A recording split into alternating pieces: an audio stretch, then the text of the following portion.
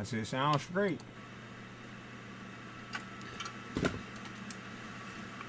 I said, sounds straight. They do. Actually sounded really good.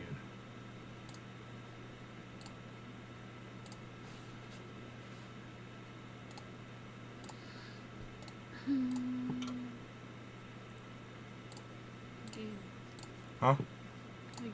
Where literally anybody can build a fully working app without knowing how to code. This is Base 44.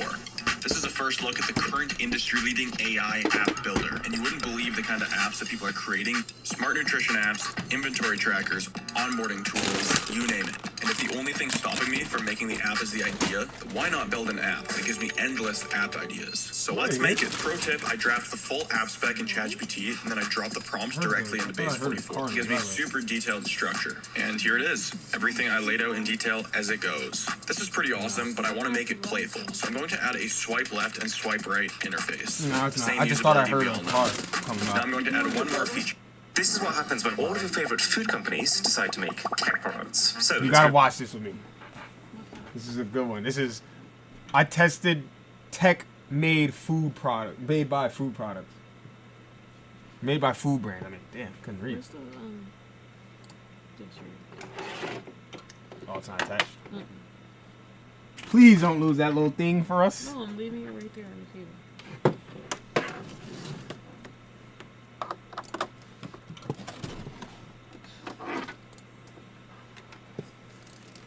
I'm not gonna force it at all. I'm gonna see how many days starting from today in a row I'll stream. I'm not doing this, making it a marathon thing at all. But since it's day one, I went live. I want to just see how many days back to back to back to back to back I can go without missing. Oh! Why are you screaming?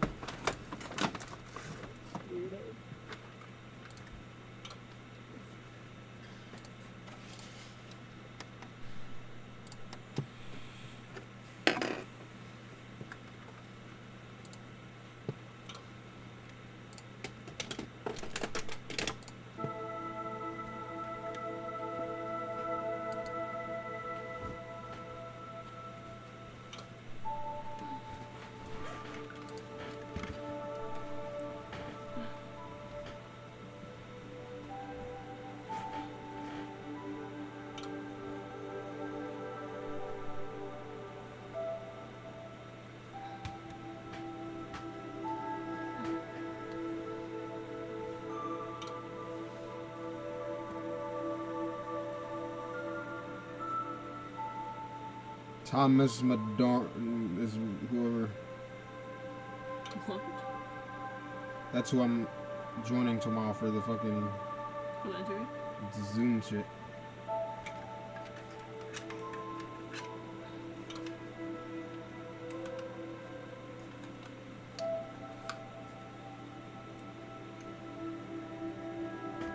Is this charged? I hope. Two batteries not bad. Yeah.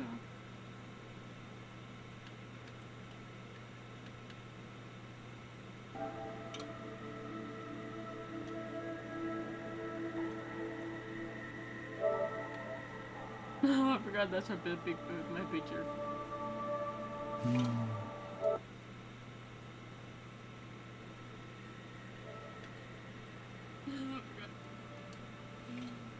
I heard only half of the population in the world actually is able to drive. Half of the population. There's half the population actually drives. The other half is probably can't or public transport due to like the city. That's me. Yeah, a couple of my fucking homeboys too.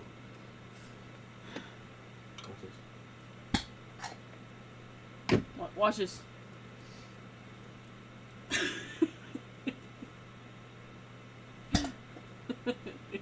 You see, watch. I open it. Look at that. Look at that. Look at that. Actually shaking up. It's 20% more. Yeah, hurry up. Crack these holes open. Hey, don't call them holes. They're sensitive.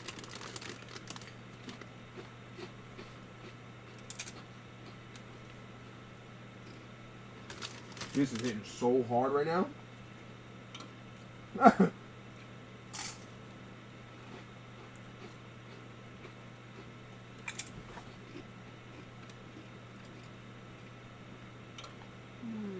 Unfortunately. Like, I'm in the middle of doing this, so I can't really do that right now. The good thing about this is that it's connected to my Harry Potter account. So it's connected to like my actual house. I like took my quiz for and everything. Oh, so at least all your progress will be. But when I woke up one day, no progress is saved. No, I'm saying all progress will go towards that though. Yeah, I think so. One day when I woke up for the first time in my house, I was like, "Where the fuck am I? This is not my house." It's because I forgot I'm not a Gryffindor anymore. I'm a Hufflepuff. That's my actual one. That's what they chose you as for this one? I was a Gryffindor before because I was just like, fuck it, I'll be a Gryffindor. But my actual like house that I would be choosing in based on like the quiz I took is a Hufflepuff. Right. Alright. Oh fuck!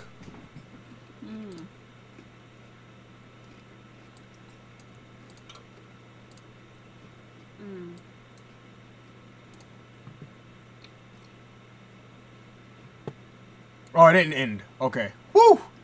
Bro, I was gonna be so sick. I thought my freaking stream ended when I clicked that, but it didn't.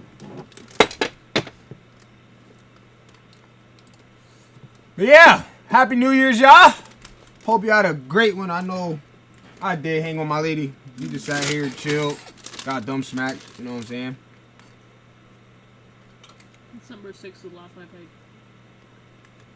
Now I'm about to... Happy New Year's, y'all. Hey, guess what?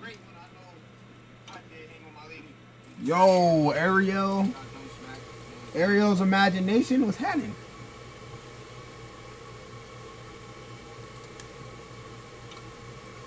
Babe, I haven't played this game since last year.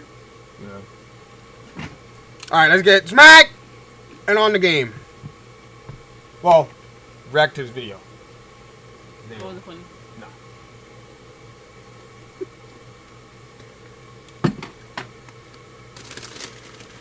I was gonna ignore it and you still brought it up.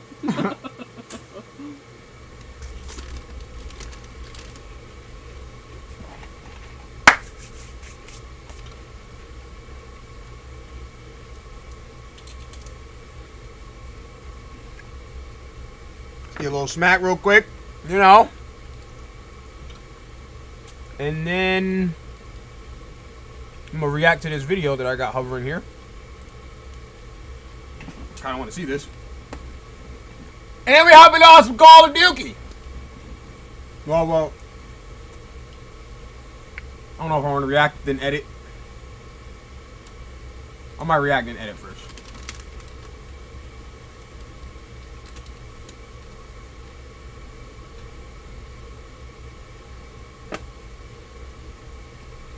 Yeah, we definitely gonna react and edit. No, there's a way, I don't know how, so I'm gonna have to look it up. But there is a way for me to put my Insta360 videos straight onto DaVinci and like the 360 and all that. There's a way for me to do it. I just haven't figured it out yet. But there's an option for it. It literally has an option for 360 video on DaVinci. I was like, oh shit. Looking different. I don't remember what yours looked like before. Same thing yours look like, no?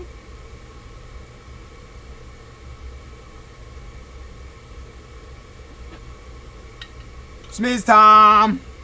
Smiz Tom!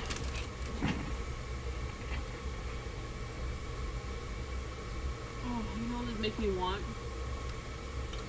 Artichoke dip.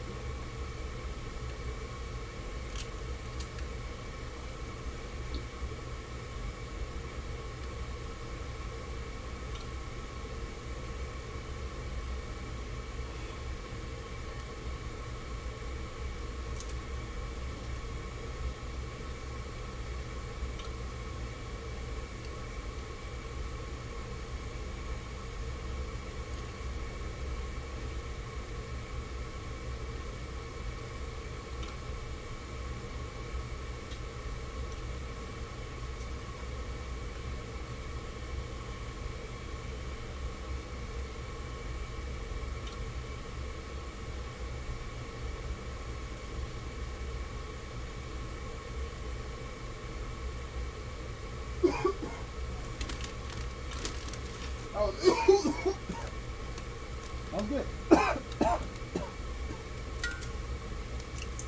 That's pretty good.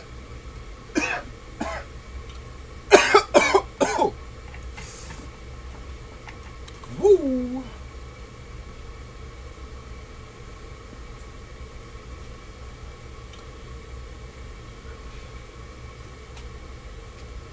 Hope y'all ready for a great year, because I know I am. I know I'm ready to put in some serious fucking work every single day this year. Working out. Financially, physically, financially, and mentally. I want to get my mind right. I want to read more. Educate myself in other areas that I need to be educated in. And then get strong as a bitch. I'm strong as an ox, dude. And then I want to be in a very, very, very good spot financially to where, you know, that's the last thing I'm thinking of when I wake up every day. But let's react to this video. Smallest You brands share all some the way of to them the bitches, giants like Nutella, Oreo, Damn. and McDonald's Here. to find out who can also make top Fucking tier a whole tech. bag over there. You should just stick to Bitch, the you day haven't jobs, even, like, cooking things off with Pot to Noodle, offer it, with just like, 40,000 Instagram followers, more of a British brand than Like, global. I need to actually take I've this. seen that before. Like, you need to actually. Well, that is the company's official spinning fork, designed to save you the agonizing finger twirl that you normally have to do to pick up your noodles. Jeez, man, this is so loud. It's one way to break awkward dinner time silence. Interestingly, the prongs of the fork are wavy. I wonder if that helps it catch the strands better. So a hot, fresh pot noodle goes into the mug. I had this uniform on for 15 seconds. My kryptonite is white clothes. So you put your fork in, twistle it around. I think you have a construction site set up right next to the dinner table. Anything it may gain over a normal fork, it loses in the fact that it sounds like heavy machinery next to your ear. And you lift it out. And it was super slow. This It was game, super slow. you're not ready for it.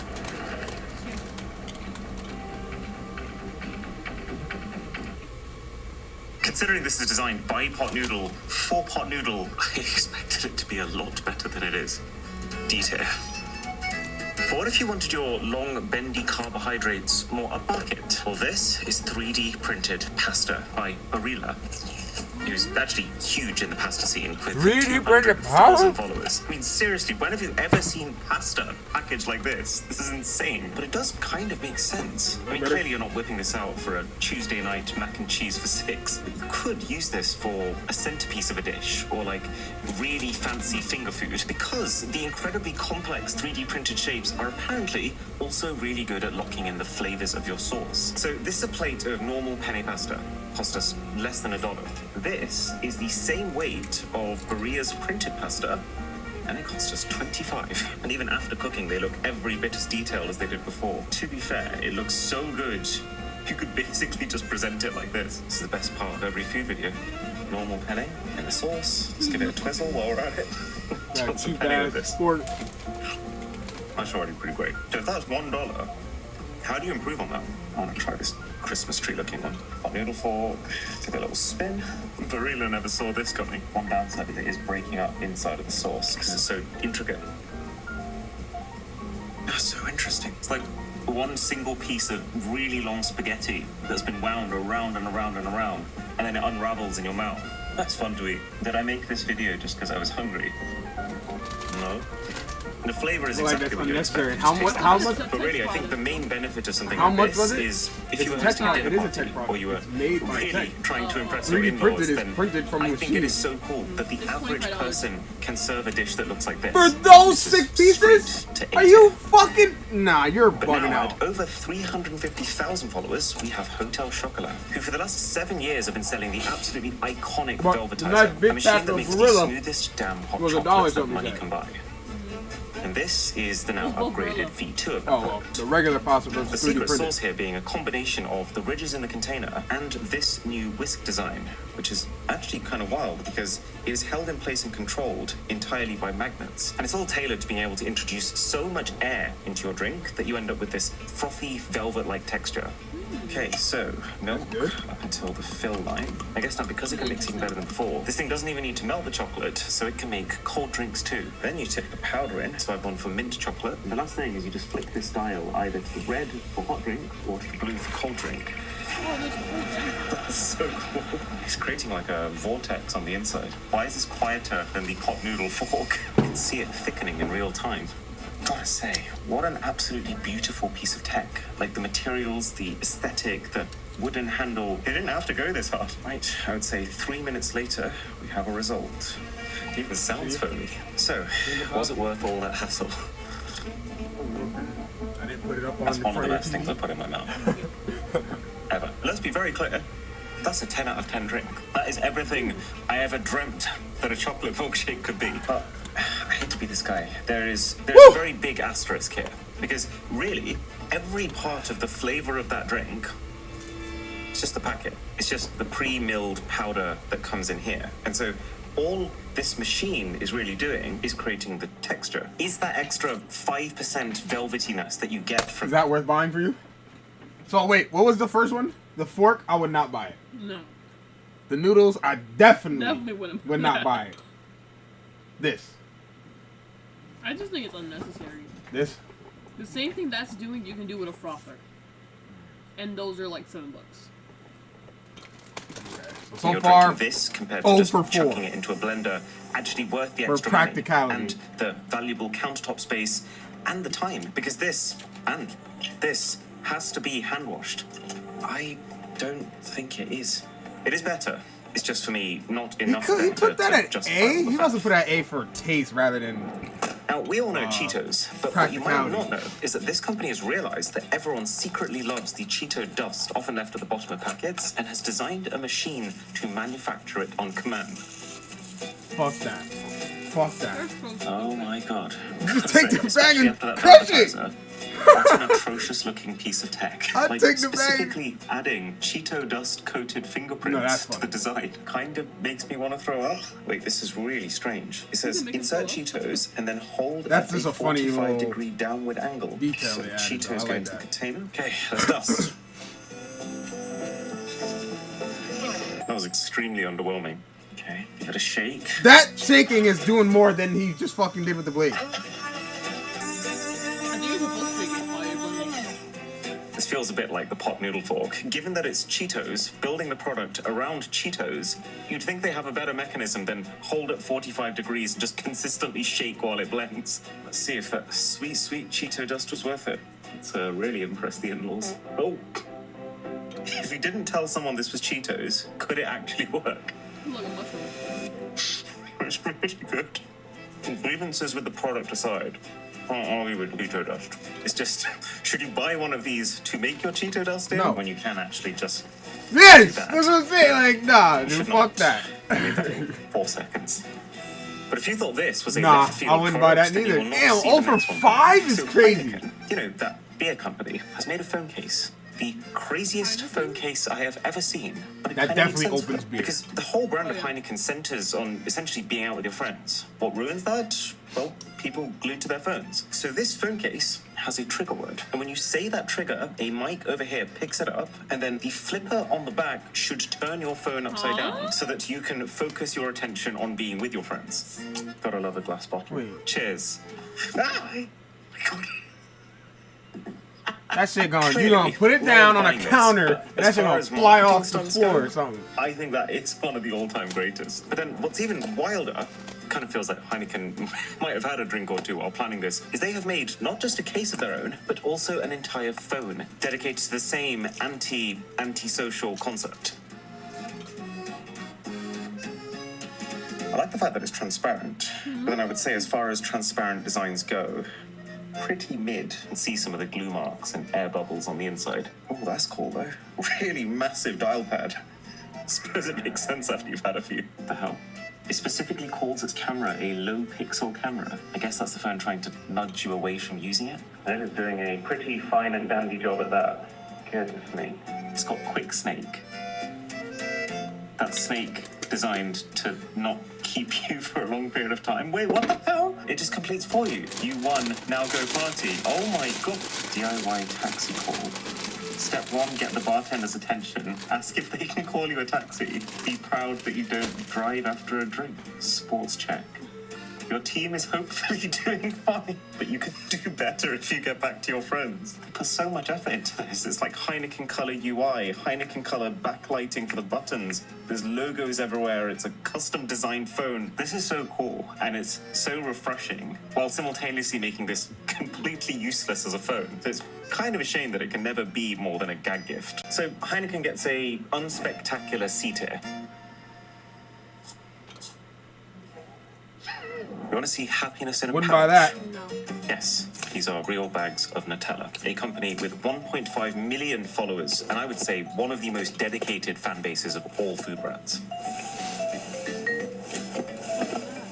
And the thing that these guys have cooked up here sounds like Willy Wonka's fever dream. What the?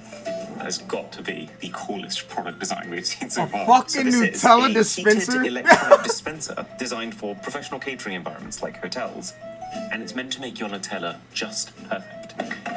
Take the back off, and then you hang your literally kilogram pouch of Nutella. It's more Nutella than I think you should be allowed to look at any one time. Wait, it takes 120 minutes to reach the perfect runny consistency. That's nuts. Okay, well, guess we'll come back to that one.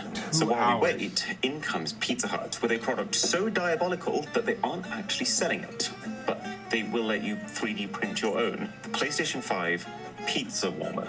The idea being, you've been holed up in your bedroom gaming all day, your Pizza Hut arrives, and you don't want to stop playing your game while you eat it, but you also don't want it to go cold. So this pizza warmer can apparently redirect the heat coming out of the exhaust of your PlayStation 5 into making sure that it doesn't. Some part of me thought this was going to be a joke, but that appears to be working. Completely scientific experiment. Let's say 50% of our pizza goes into the pizza warmer, and then 50% stays in the original delivery box. What will the actual temperature difference be? You just keep this PlayStation as hot as you can. So you only check it twice? Fuck yeah, that's a great job. But that is one of the dumbest inventions I think I've actually ever seen in my life. Add a Nissan to your list. Your PlayStation can get that fucking hot? That's a Few problem. things in life hit better than a KFC. But since I'm trying to be healthy, guess I'll just settle for the smell of KFC. With the company's official scented I do. This fire is bomb. real. I've seen these. What the fuck? I've seen this. It's not a log. It actually just looks like KFC scraped together a bunch of old packaging from the floor and threw it into a trash compactor. Seriously, what a strange looking consumer product. But in complete contrast to how it looks I've like actually seen this. literal I know this garbage. is real. It smells exactly like KFC chicken if you took out the chicken. So really herby and like a little bit spicy. There's something funny about the fact the product is called a log, especially when it looks like this. It's also meant to be a lot better than burning firewood with like 50% less emissions. But $25 a pop. Who's doing this? When it catches the log, it adds the final smoky element that it Download my needed. shit I'm from very torn. It would be Instant probably cheaper Just to can't buy a download it, KFC, but- eat it, and then set the leftovers on fire. But it's such a And then novel, eat the interesting text product. still It's about got a that really good situation. burn time, and it creates How a does nice he know? vibe. Even Drisha, the vegetarian, is nodding. That's what he was As someone texting who about. has regular dreams Wherever about they this were at very last scent. night, I'll give it an A. a person there And now that that they we've know. not had some spoke food, about it. well, I guess it's time He's a to cop. not have some drink with Coca-Cola, who has 3.2 million followers. And they But, like, have how the actually partnered fuck with did he K-pop find out group so New fast? Jeans to create a Coca-Cola Zero can. Like, it's not anywhere. That's actually a Posted speaker. anywhere.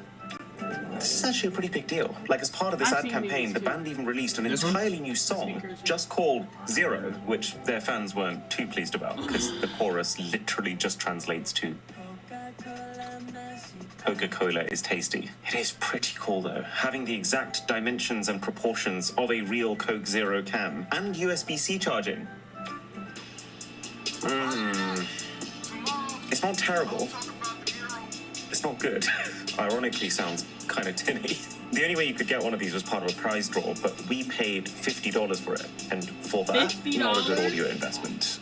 That's how let's see much if the it is? company's hot dog roller is is better. So this should actually be able to cook 8 hot dogs all at once while also being able to warm up 6 buns at the same time. So it's far from just a Coca-Cola themed prop.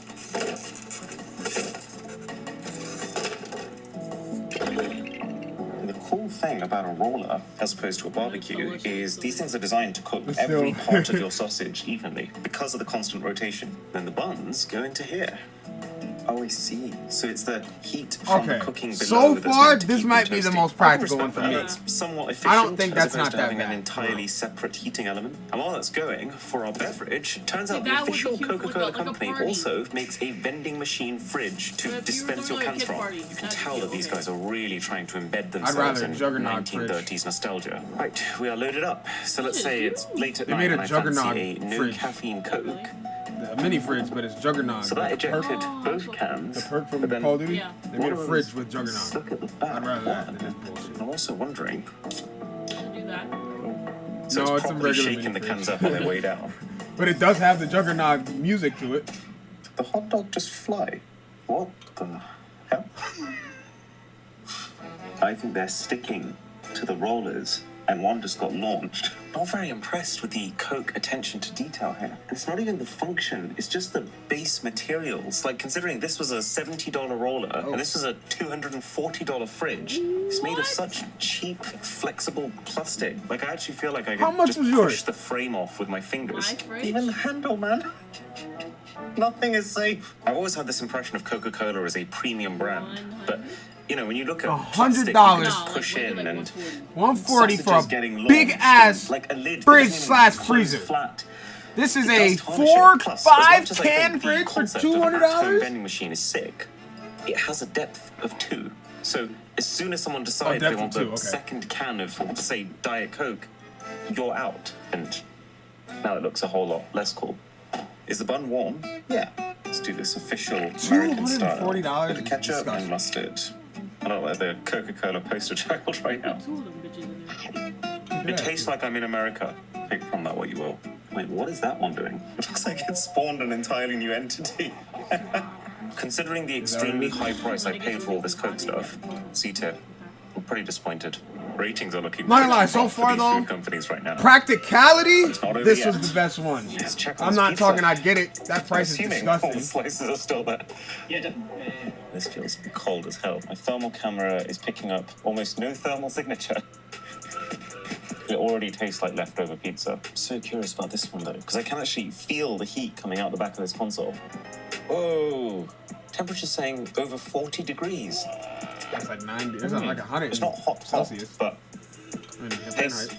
fresh out of the PlayStation. You can still tell that the pizza was made today. We put a foil tray inside just because I don't want to ingest a billion microplastics. And if you do that, it's actually a surprisingly not at all terrible product. Plus, it costs basically $2 if you have the 3D printer already. I just can't give it anything more than a B because of how simple it is.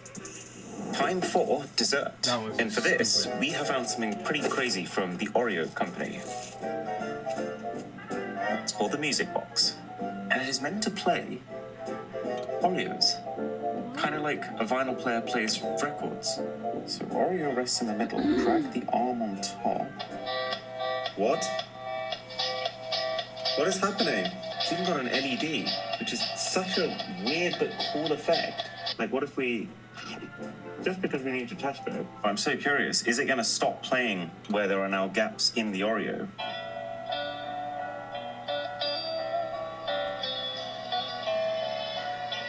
They've got a couple presets. Completely different song. What if there's like the last crumb remaining? Let's drag it in again.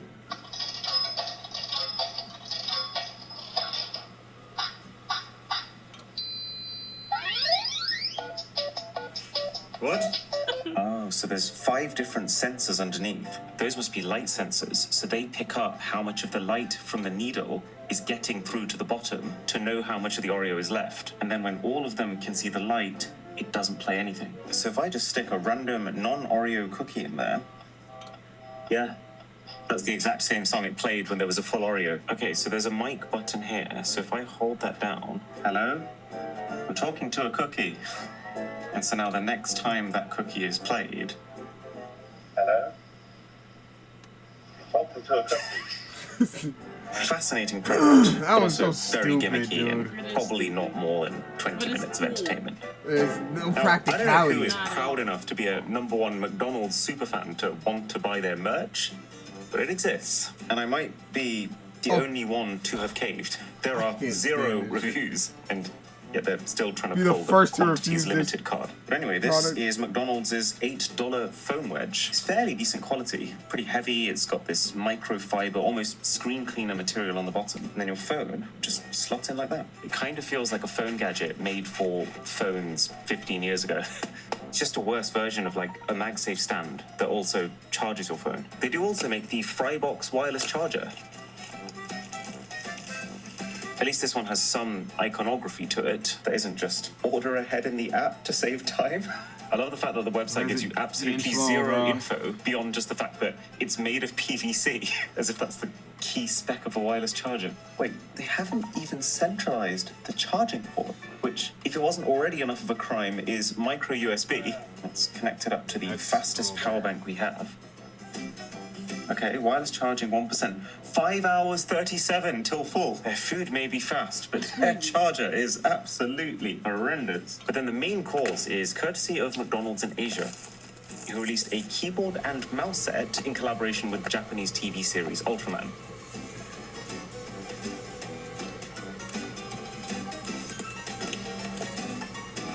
That's pretty tough. Yeah. So ChatGPT, can I make money You can't go wrong with a fucking keyboard, so I feel like that's probably now Yes, the you most can. practical one. Using a new method called Airbnb. So what does a McDonald's desk setup feel like? All we need to do now is to drop into the Opera browser, our sponsor, and then ask Opera AI. Make How me to an tell image when of it's a really extreme not raining? McDonald's How to tell when it's raining when you're not branded looking? gaming PC to go with the keyboard and mouse. Go. Wait, what the hell? One of the keys has a cover that's just a cheeseburger, and then the M is a McDonald's logo. I rate that. It's an absolute monster. It comes with a Big Mac. I'd say I'm pretty disappointed with the keyboard. The typewriter aesthetic made it look really clicky and tactile, but it's actually super mushy. Plus, it's got such big gaps between the keys that it means... That demonstrates my point exactly. Now, in this sidebar, it is kind of insane that I have access to all my WhatsApp messages, my Instagram feed for a 5-minute scrolling break. I've got X in case, and I do this a fair bit, I want to suddenly post something that I've been researching. Slack, this is all my work messages, all without leaving my browser window. So, link below to download the Opera browser for free.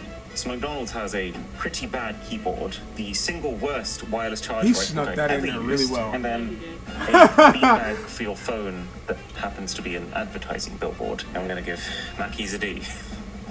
Okay, finally. I feel about like this shit. 50% of my brain capacity for the last few hours has been solely dedicated to exerting the necessary willpower to not stick my face under this dispenser while Nutella's in my mouth. Daddy, chill. Oh, it's actually programmable. So there was you can two choose items so exactly far how that much was like- Nutella to the gram that you want each would be portion to practical. be. He said Let's this stick to one the is- recommended it was 50. made for So hotels 15 and, grams. like, Oh, buffets.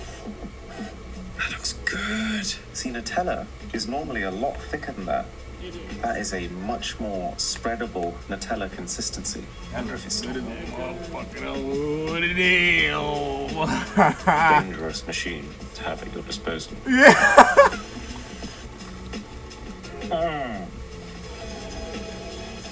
Look at this fat ass. God. I'd be doing the found same our ass. shit though. Oh, fame. At the end of Damn, the video, This is what happens when all of your damn, son. I'm not mad at that. no, I'm not Now, mad at all. the practicality for real, no. No, but that's the thing though, because it was made for hotels and like buffets. Okay, so That if it's a is one time, practical. if you're one time going to the buffet, alright. That's practical as hell to have in Yeah. a hotel or buffet. Yeah. That Golden To have at Corral, home, no. that's some fat shit. That's OD. That's some fat shit to have at home. You have that at home, that's just some fat shit. If you have that at home, you're 300 pounds going up 400.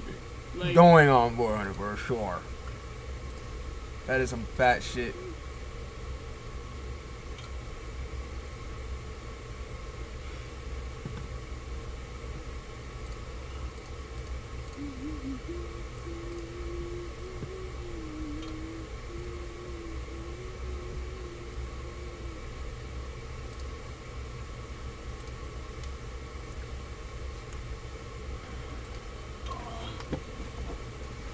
About to about to edit late video for today. Which I actually still gotta record more. Yeah, no, never again. I'm recording the last thing. For me, never again. It's not good at all. The flavor is good as fuck, but that shit tastes like so strong.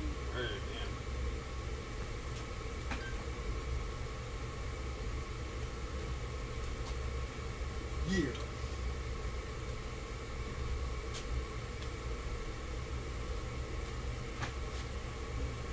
Tomorrow, I will talk to you guys about the mural, the main thing I'm trying to do, and the process moving forward. See that. I missed that little bit. I had to freaking still finish and download. Did you say 9 o'clock? Get that food going? 9 o'clock? Yeah.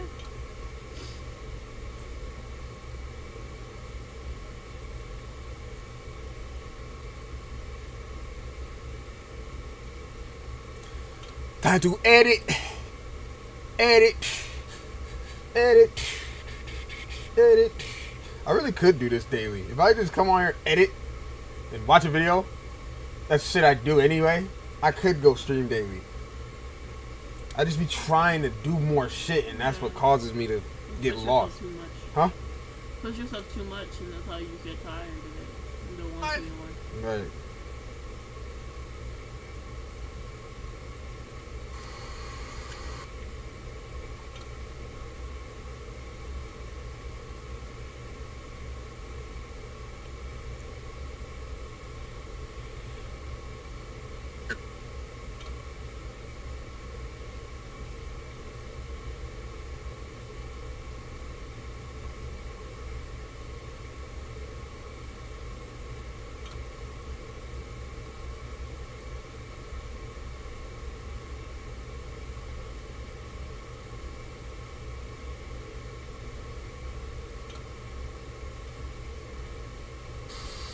Year.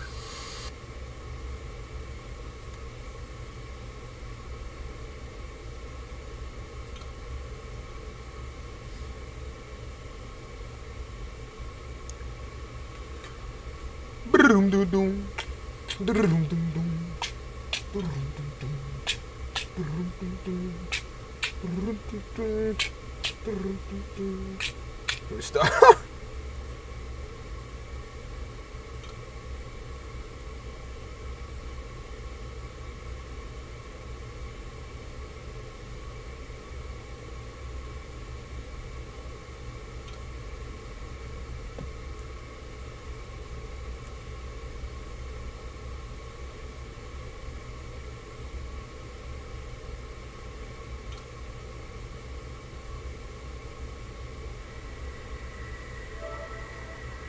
I forgot that's a good picture.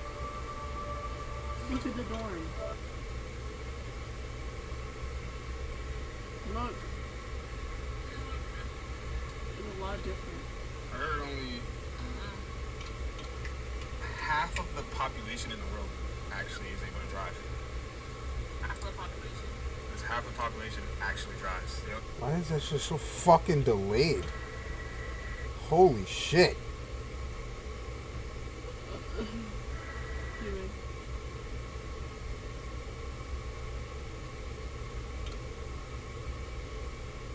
There's half the population actually drives.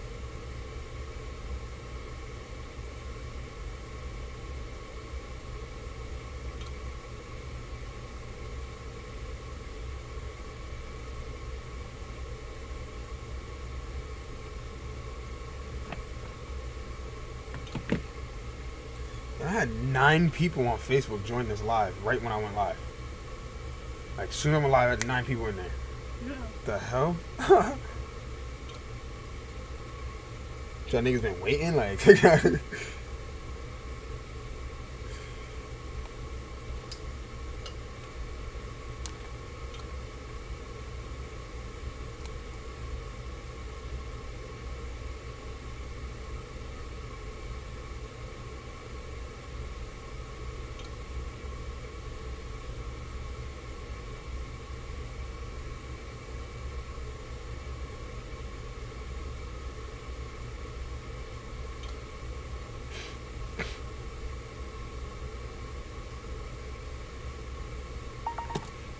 fuck.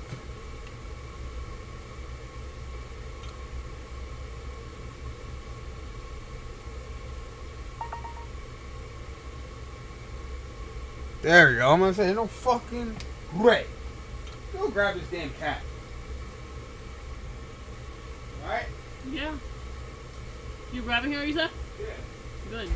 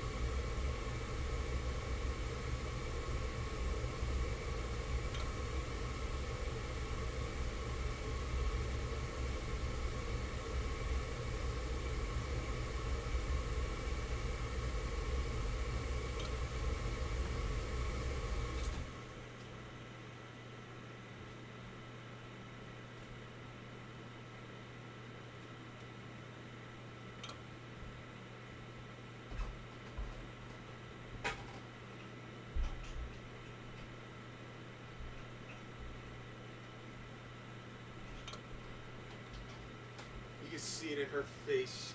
I mean, she was asleep. I walked in there, she didn't even move. I figured I had to wake her up. But she was chilling.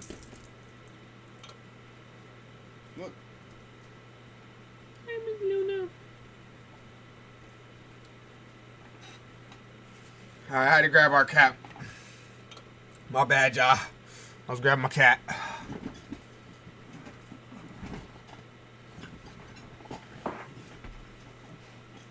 You could tell she was knocked out. She was doing her thing with her arm over her eyes, even though the light was off. She just likes sleeping like that. Yeah, it's comfortable.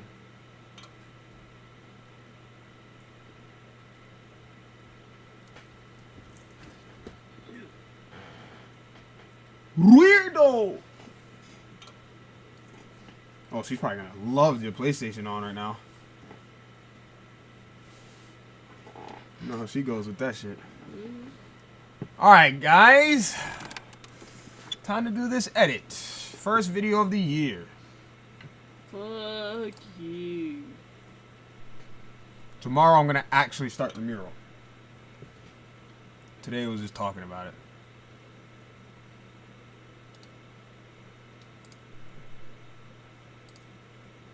Wow, that felt weird. Finally deleting that 5K video. That's just been sitting there for so long. What? That said, it finally felt weird deleting the 5K video from Oh, yeah. my files. It's been sitting there for dumb long.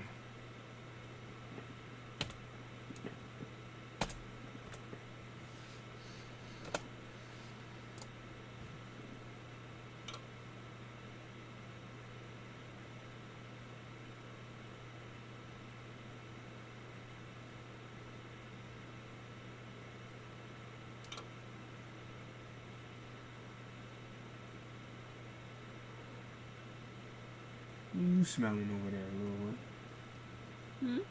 What is she smelling? She sniffed something in the carpet. She was on it for a minute.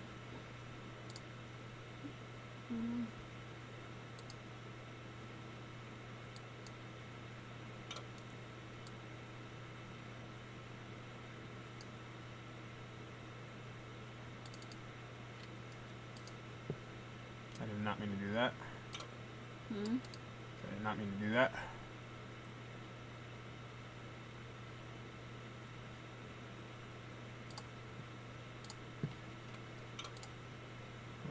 is this though?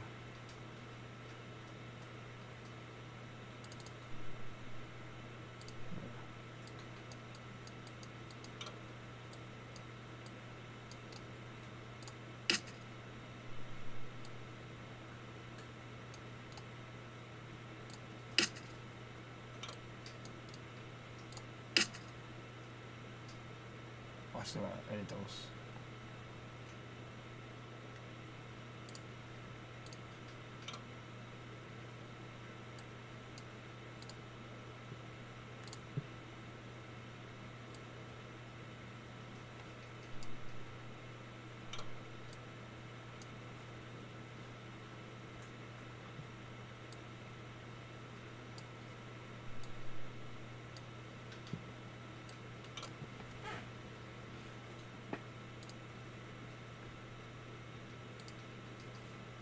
Yes, sir. Happy New Year, my guy. Happy New Year.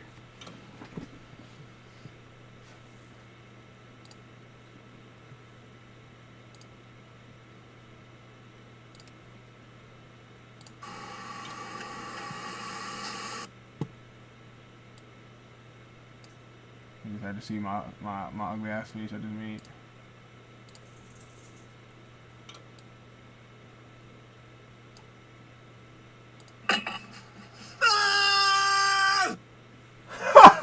That's how I'm gonna start the video, just screaming.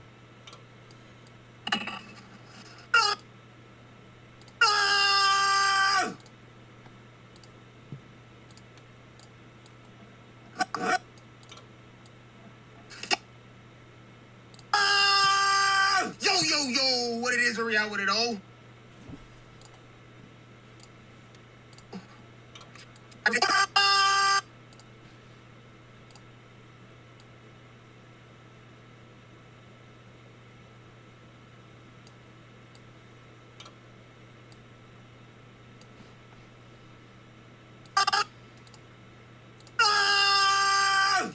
Yo, what it is, hurry out with it, oh.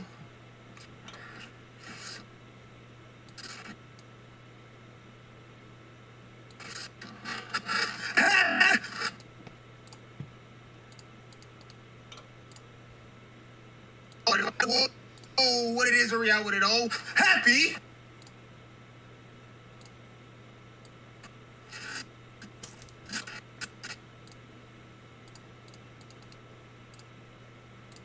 New.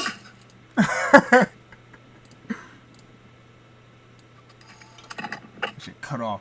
That's why I had to add that second video. Yeah.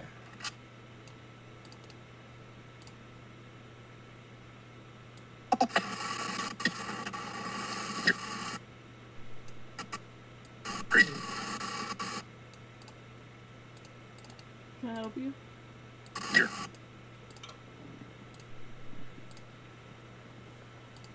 Wish I could do like a backflip, man. I want to do a backflip in the intro. Like, Happy New Year. Some funny shit. She chilling. Yo, what it is, hurry out with it, oh. Happy New Year.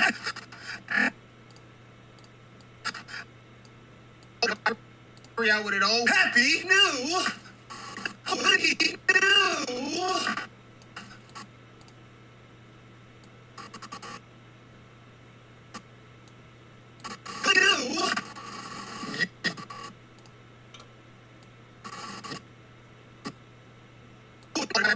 Is hurry out with it, oh. Happy New Year. Happy New Year. Hurry out with it, oh. Happy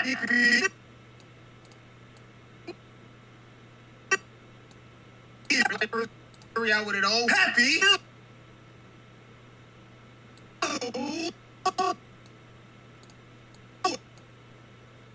Year.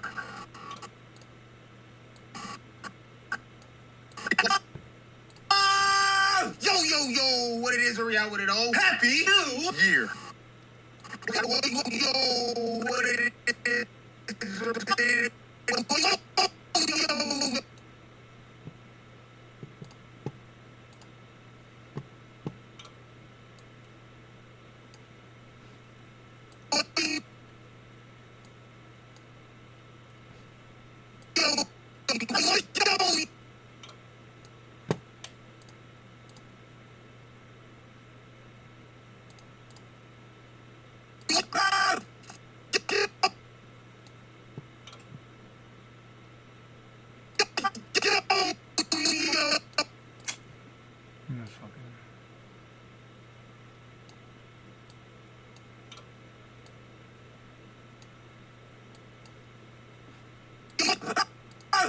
Yo, what it is, where we at with it, oh? Happy New Year.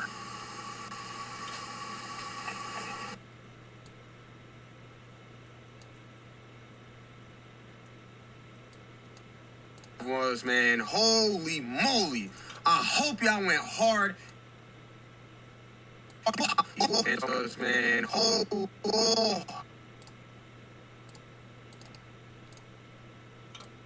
Happy New Year. Holy moly.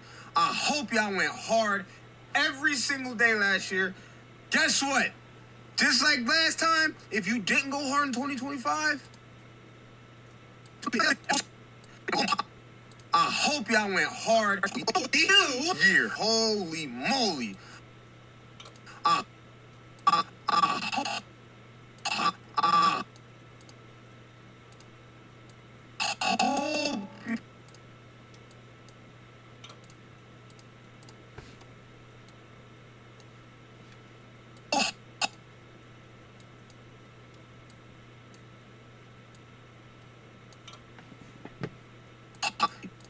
I hope y'all went hard every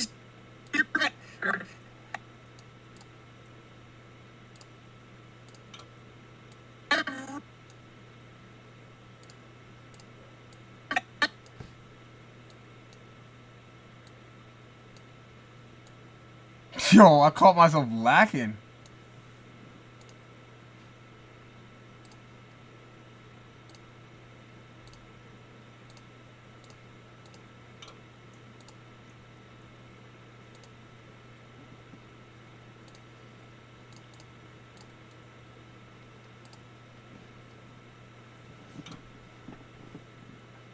Every single I went hard every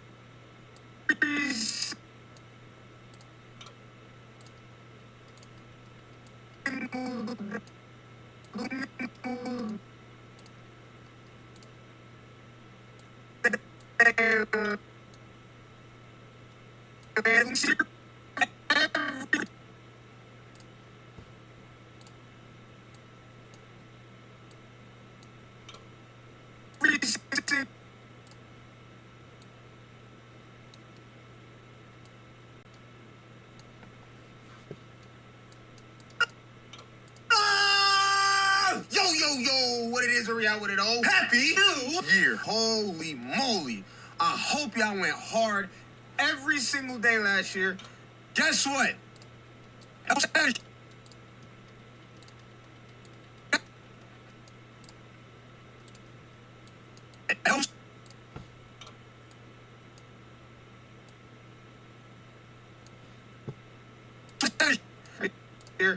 Guess what?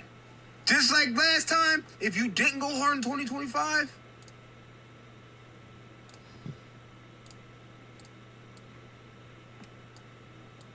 we got a whole nother 365 days to do it again.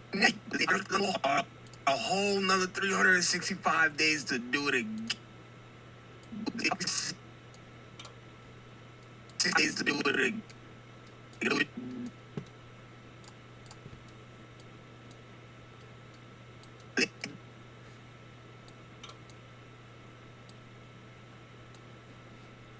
Days to do it again. 365 days. Another 365 days to do it again. Again.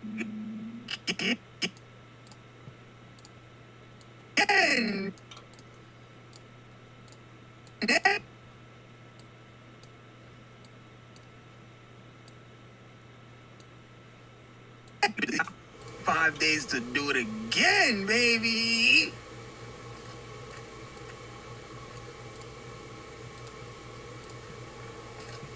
So make sure So make sure if you have.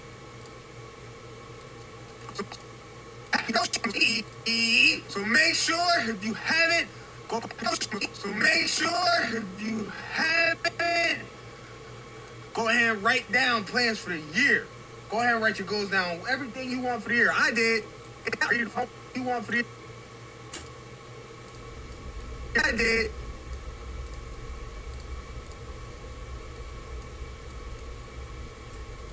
That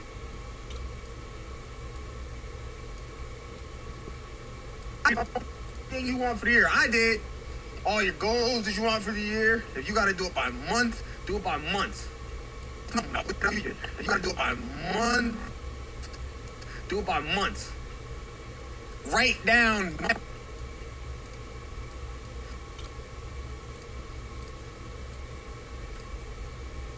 Do it by month. Write down numbers. You got a certain amount of money you want to save. You want a certain car, certain amount of houses, no matter what. Write exactly what you want down so you know what you're going for. Be specific and be intentional. Write it down so you know what you're going for.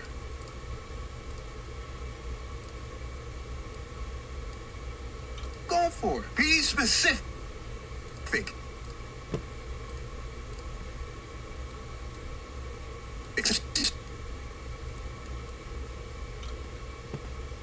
Specific. And be specific and be intentional. Other than that,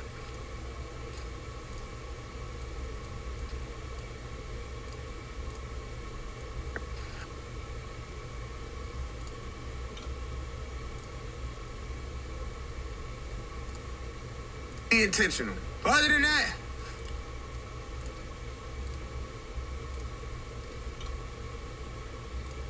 tomorrow I will talk about the fuck.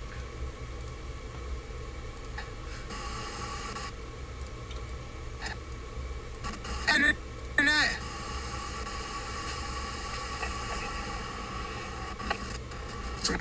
tomorrow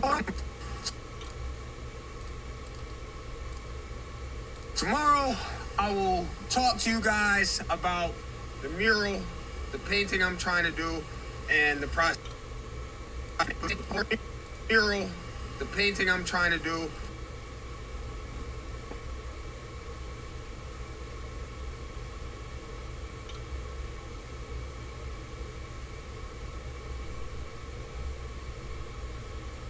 I couldn't have covered up. And the process. The mural, the painting I'm trying to do.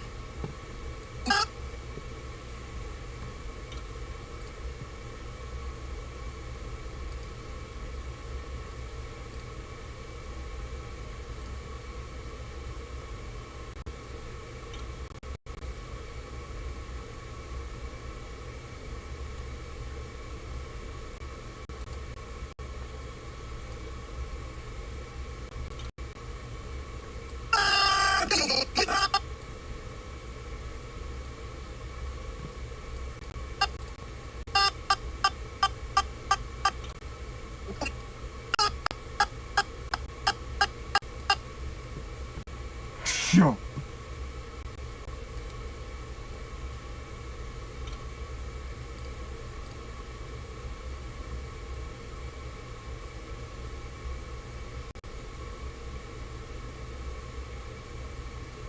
I want like a shaky screen. I don't fucking have that.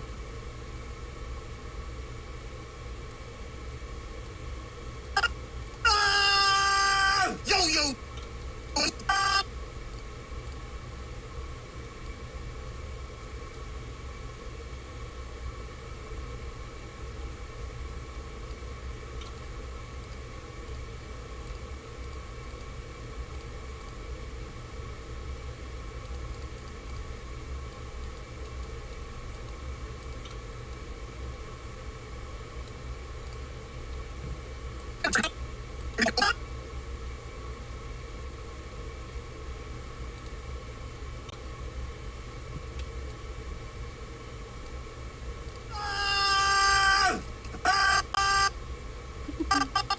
What? You screaming.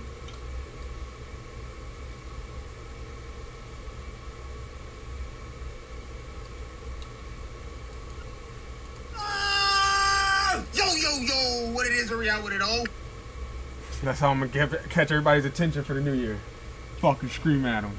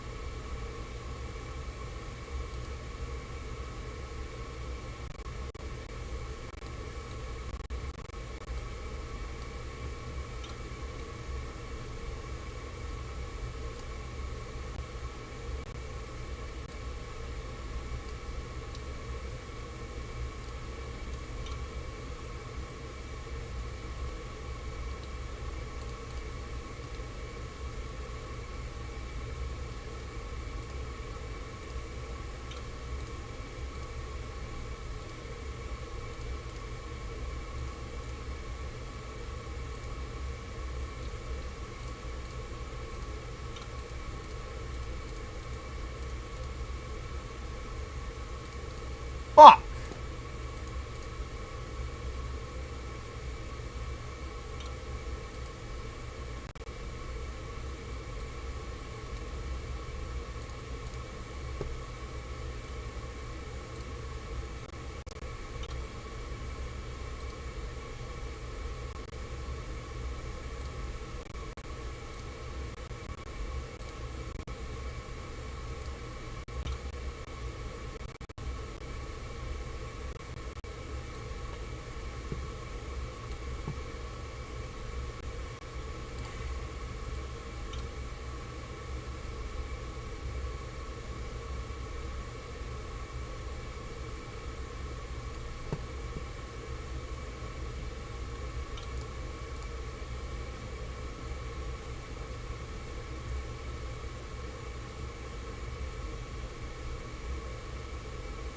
I'm ready for that food whenever.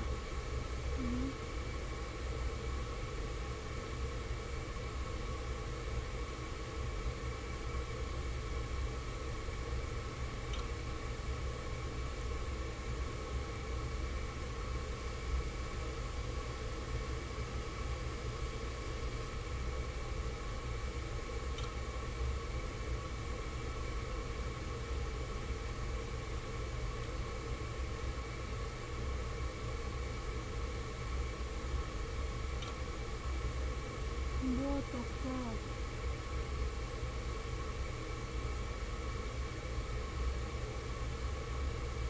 Hmm. I don't understand.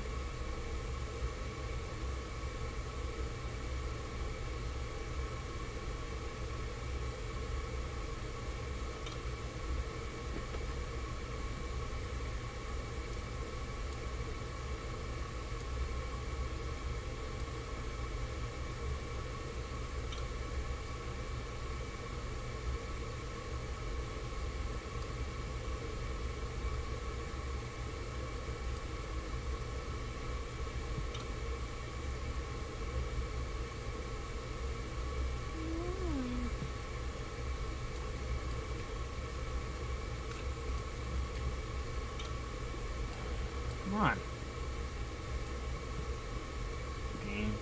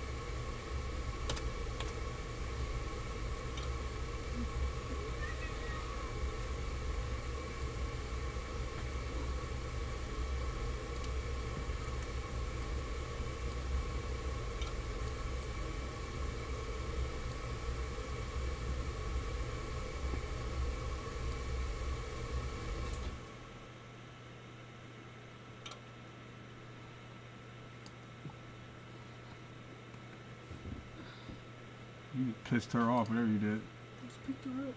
I took her off my lap. So we can go make this food.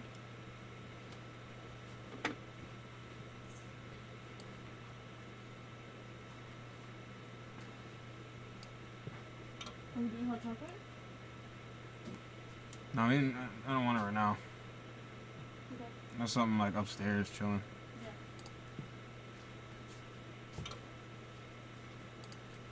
If you want, put those drinks in the freezer. Think we need to? Seltzers? Oh. If you want.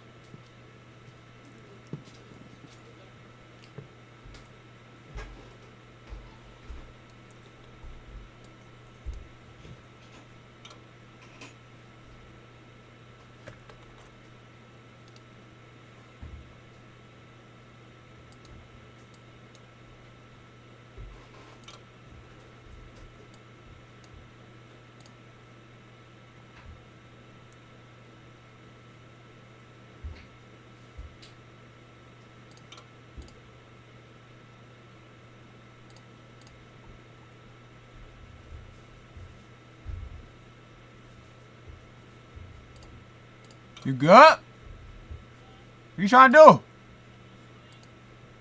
Huh? Oh.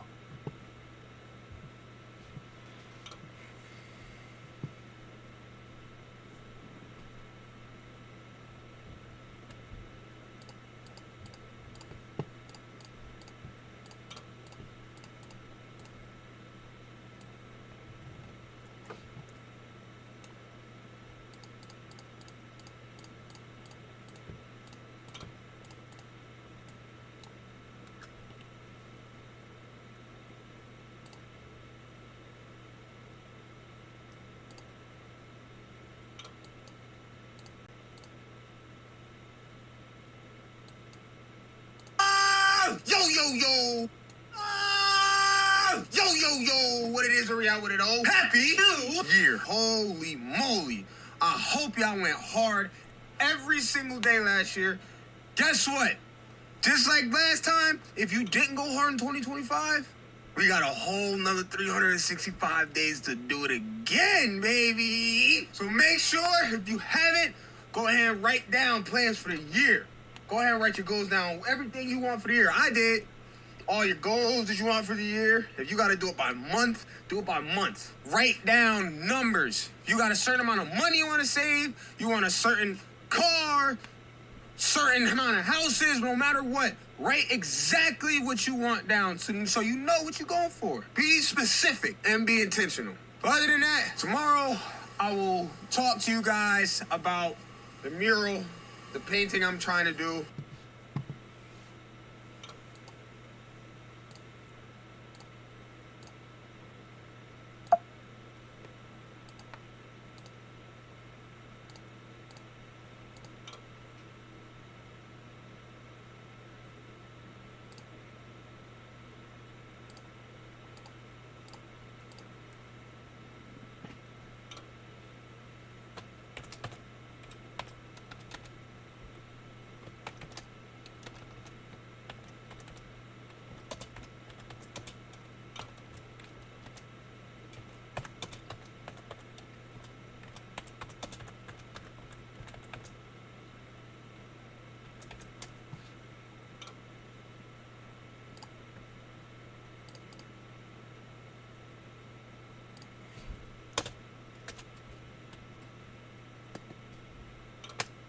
I just have to go to it and do it.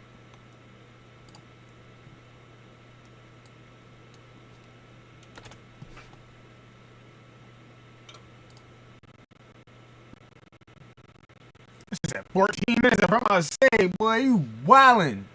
I'm out 14 minutes.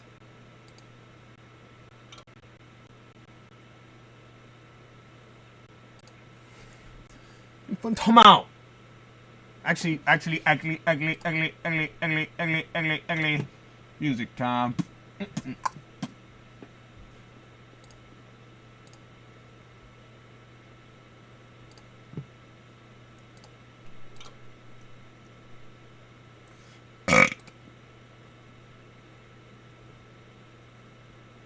me.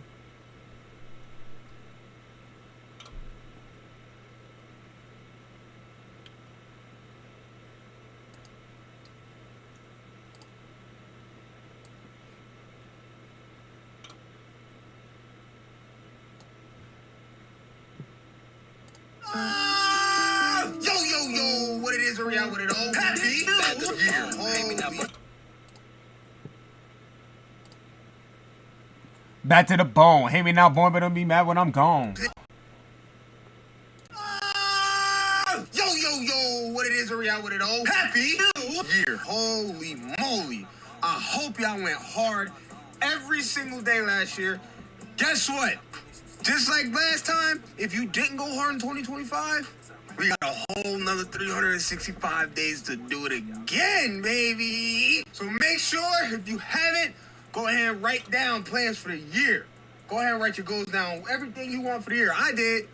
All your goals that you want for the year. If you got to do it by month, do it by month.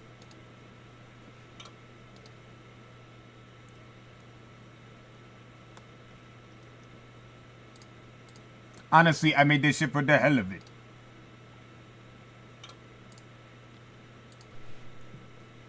Thought that was a good song for it. It's not. Thanks, ugly guy!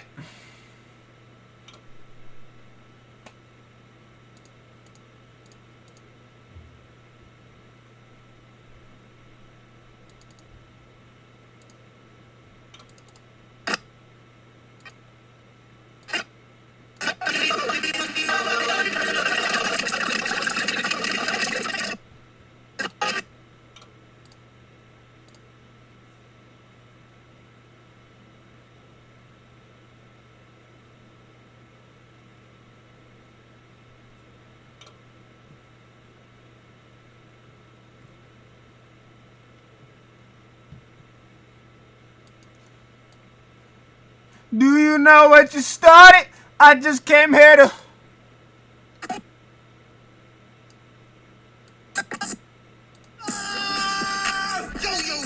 what it is, a real with it all. Happy New Year. Holy moly. I hope y'all went hard every single day last year. Guess what? Just like last time, if you didn't go hard in 2025, we got a whole nother 365 days to do it.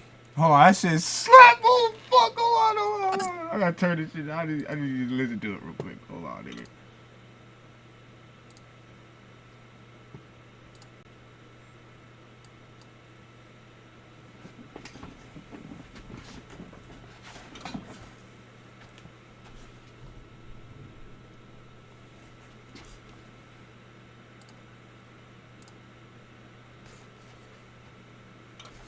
You kinda is see me.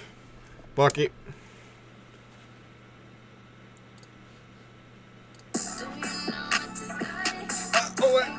Oh.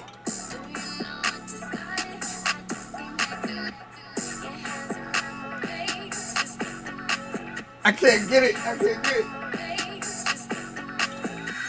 You know it started. I just can't hit it. Oh, fuck that. Fuck!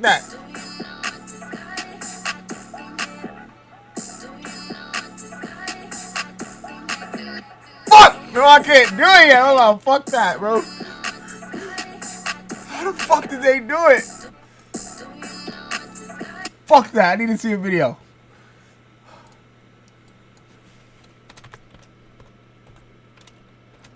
Fuck.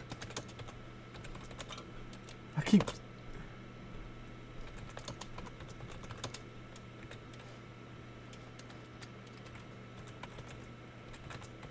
That's what it's called.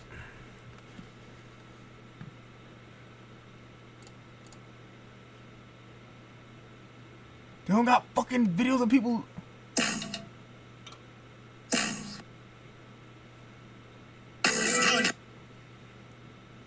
Ain't no way nobody got a freaking.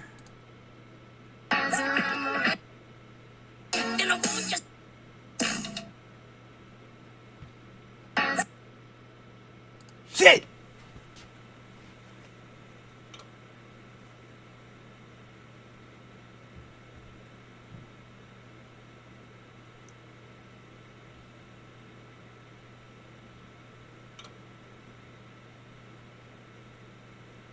I need to see at least one dance and just try it out.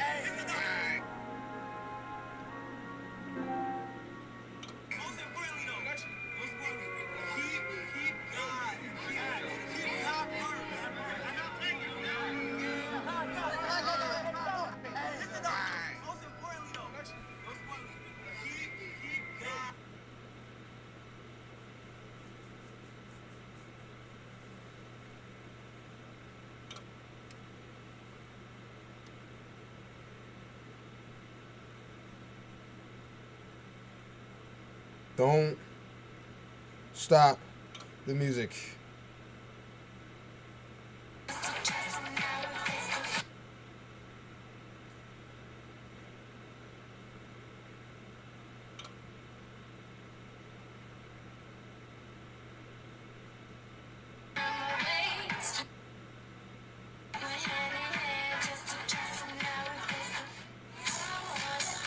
No fucking way.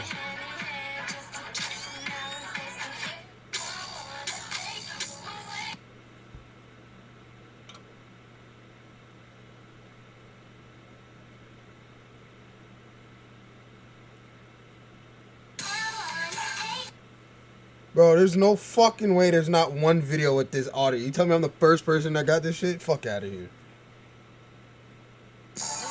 Here it is.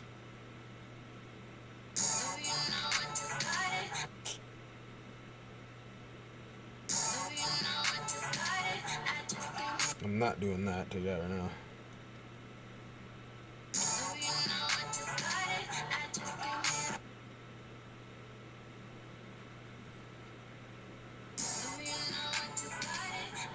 Oh, that he was doing. That's what I was doing, though. That was tough. He said, "Oh, hold on, let me see. Let me get back to this."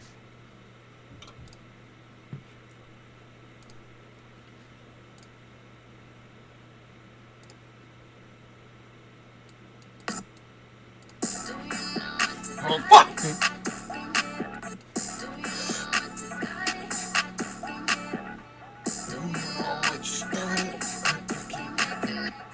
Oh my god, bro! I can feel it. I just can't hit the shit.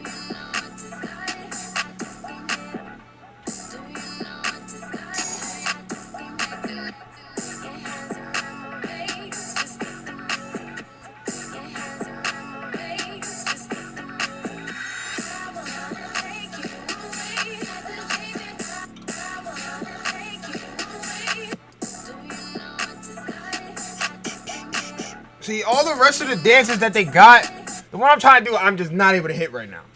The rest of the ones they got, they're a little too feminine for me. I'm not doing that. I'm not doing that. So I guess I'm just gonna have to go without, but fuck!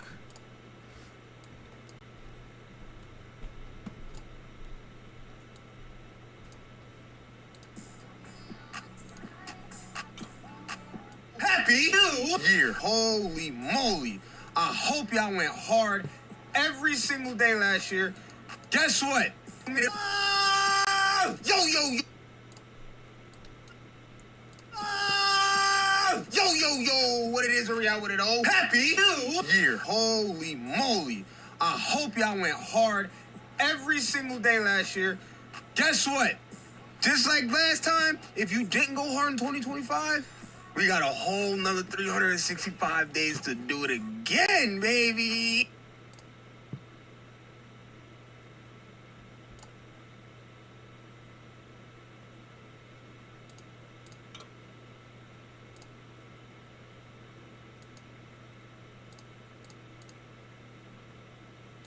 So make sure, if you haven't, go ahead and write down plans for the year. Go ahead and write your goals down. Everything you want for the year. I did. All your goals that you want for the year. If you got to do it by month, do it by month. Write down numbers. You got a certain amount of money you want to save.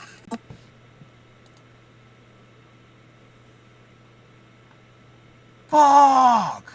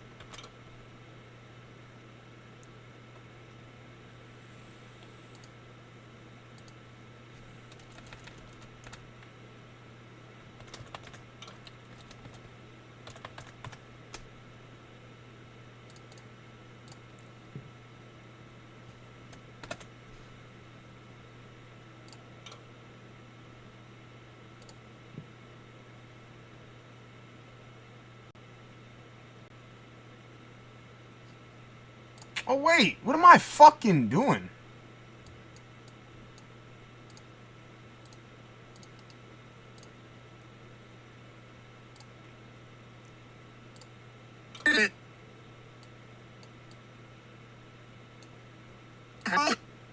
Or certain amount of houses will make.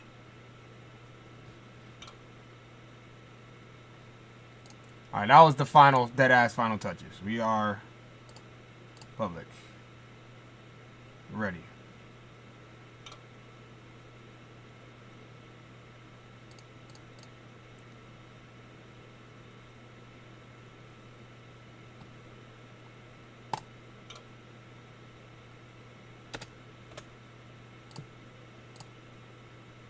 For the third time.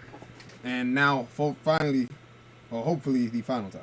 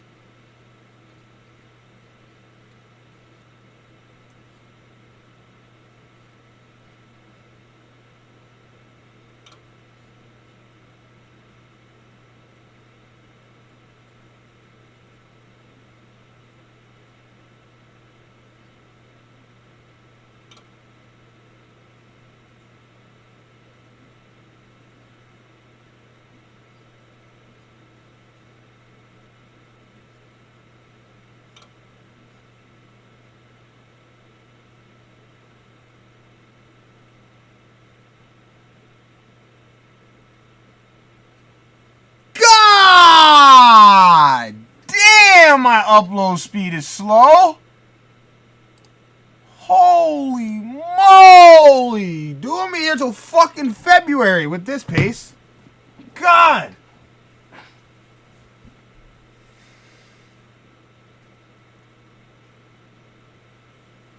Well, let's do it now. I'm finna watch me another video or something. Fuck. I mean... You know what you started? Wide-body Jeep track. Got it.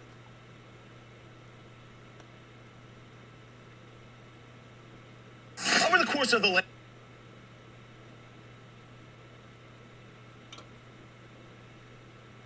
Did you know? Jeff's bed isn't made? Did you know? Kachenko wouldn't go to I was watching some of these earlier. I'm about to watch these. They're like just a bunch of zombie Easter egg shits that niggas just didn't know, I guess.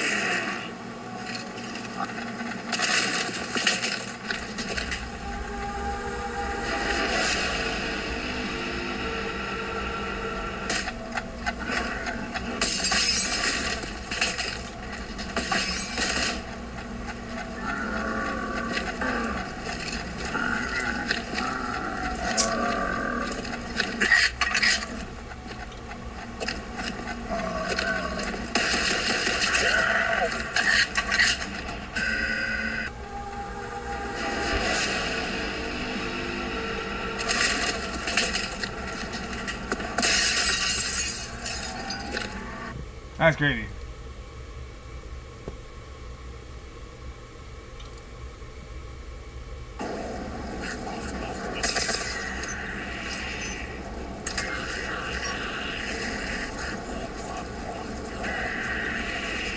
First step is to open the greenhouse.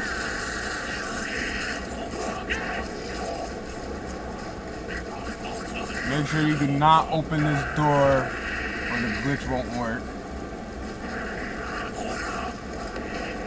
Now I'll go upstairs to this exact spot. I'll probably go right here. Jump the fuck on the door. What? Let me see if they have any for like a game I'm playing right now, because none of these will help me for.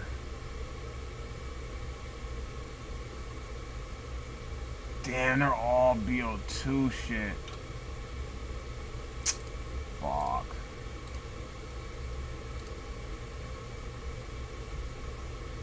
Most overrated gun in every Call of Duty? Let's fucking see right now. Don't have 2K to drop on a gaming PC? How about that? Oh, that's almost done uploading too. With low monthly payments, no risk, and no hard credit check. Take 60 seconds to get pre-qualified at NoCompromiseGaming.com.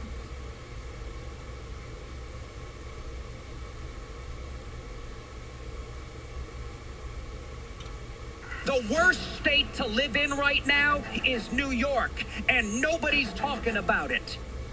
I've spent 30 years in the insurance industry. What I'm about to tell you will explain why New York pays more for car insurance than any other state in the country, and how you could fix it and save up to 80% on your rate. Call of Duty is absolutely full of guns, and the community often rallies behind the best ones. But what happens when the community rallies around a gun that's not actually the best?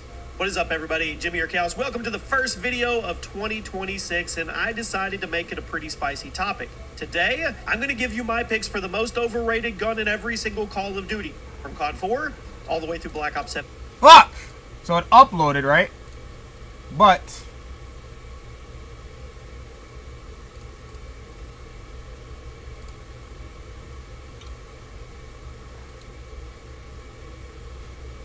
it uploaded at a weird fucking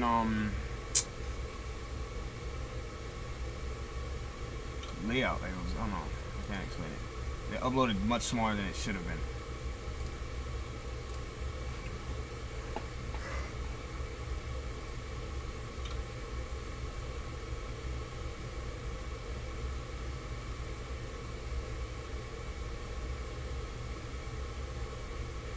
Did all that waiting for it to not even be ready.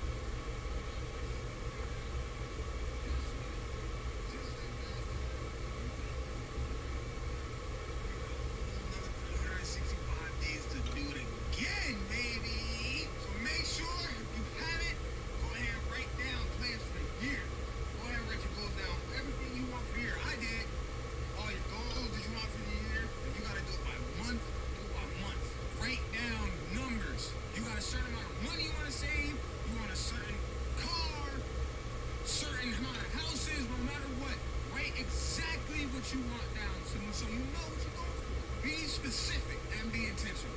Other than that, tomorrow I will talk to you guys about mural, the painting I'm trying to do.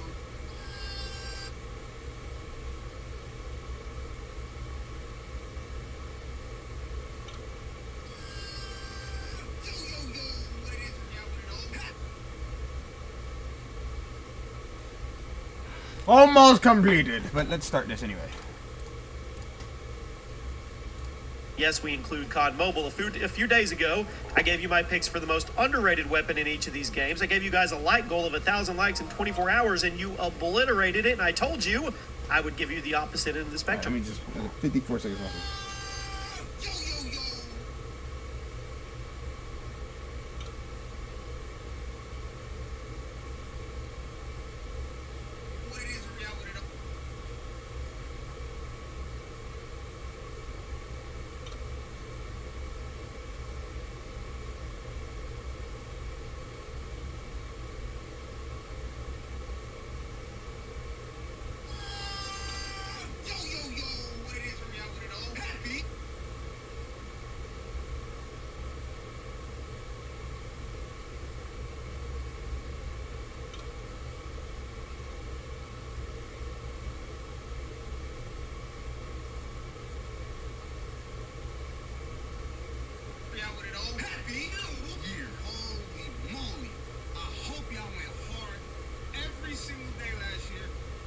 guess what?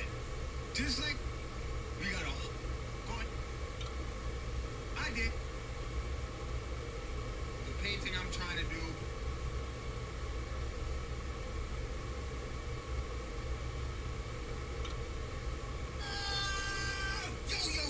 What?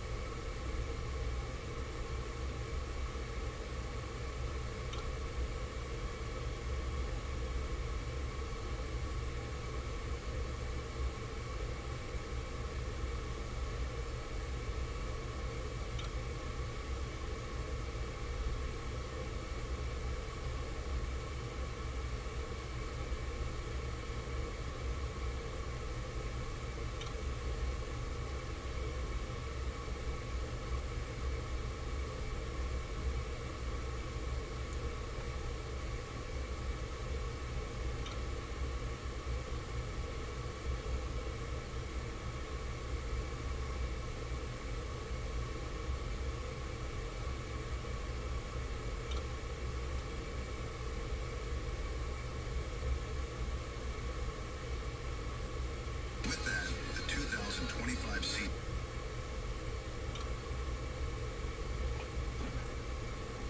Alrighty then. Most overrated gun in every single Call of Duty. These are going to be the guns that I thought got a little too much love for what they offered you. They're the guns that probably didn't deserve the spotlight as much as the community gave to them for one reason or another. Yes, this topic is going to get extremely heated in the comment section, and I'm ready for it. So you let me know what you think is the most overrated COD gun in every single video, and Happy New Year to everybody. I hope you have an amazing 2026. I hope it's prosperous and you have a healthy, awesome experiences with your friends and family. We carry Canon cameras, lenses, Sony, Blackmagic, DJI, Apple products, lights, bags, and much more. County Camera, nationwide shipping for locals. We're here on Lakewood and Rosecrans Avenue. Ah, there you are, little buddy. Yeah. Yeah, so click the link below and try to... Start off with COD 4. The MP5. Yeah. Overrate your fuck out of here. That's how you starting a video? Oh, nah. Yes, the MP5 in COD 4 was a very good gun and probably a top 3 SMG, but it was nowhere near the best of the pack. And if you're one of the many people who tries to argue it was one of the best guns in the game, I'm just going to tell you you're wrong. The time to kill was quick, yeah. The handling was fast. Recoil pattern, though, that's where it fell apart. It was bouncy and unpredictable. It struggled beyond close range, and that reload animation was actually kind of But it's a SMG. It's not supposed to be long range. COD 4, the MP5 had some pretty stiff competition. You had the AK-74U, which was by far the best in its class, and you had the P90, which killed slightly slower than the MP5, but also had much better manageable recoil and a much bigger magazine. So on one hand, I can see why people loved the MP5 in the game, especially if you played the campaign, because it had a pretty massive role there. But I still see people say this was one of the best SMGs in COD history. I don't get it. It wasn't even the best SMG in that game. World at War. The STG-44. Yes, it's an iconic weapon. and it showed up Yeah, in a lot of Call of MP40 Duty games throughout the overshadowed years. this, But I I kind of think. think the legacy has made people think more highly of it than it deserved in certain games. The World at War STG-44 really wasn't that good when you compared it to the other weapons in the game, and yet it was one of the most popular choices for multiplayer. Now, I guess to be fair, World at War didn't have many full auto rifles or machine guns in the game, but I would argue that the STG wasn't even the best of that small category. Decent time to kill with that recoil pattern was MP40 was unpredictable in definitely the better. magazine. It was tiny. Honestly, I can agree with you that were one. better off just using one of the semi-auto rifles, which had lower recoil and faster TTKs, as long as you had a half-decent trigger finger.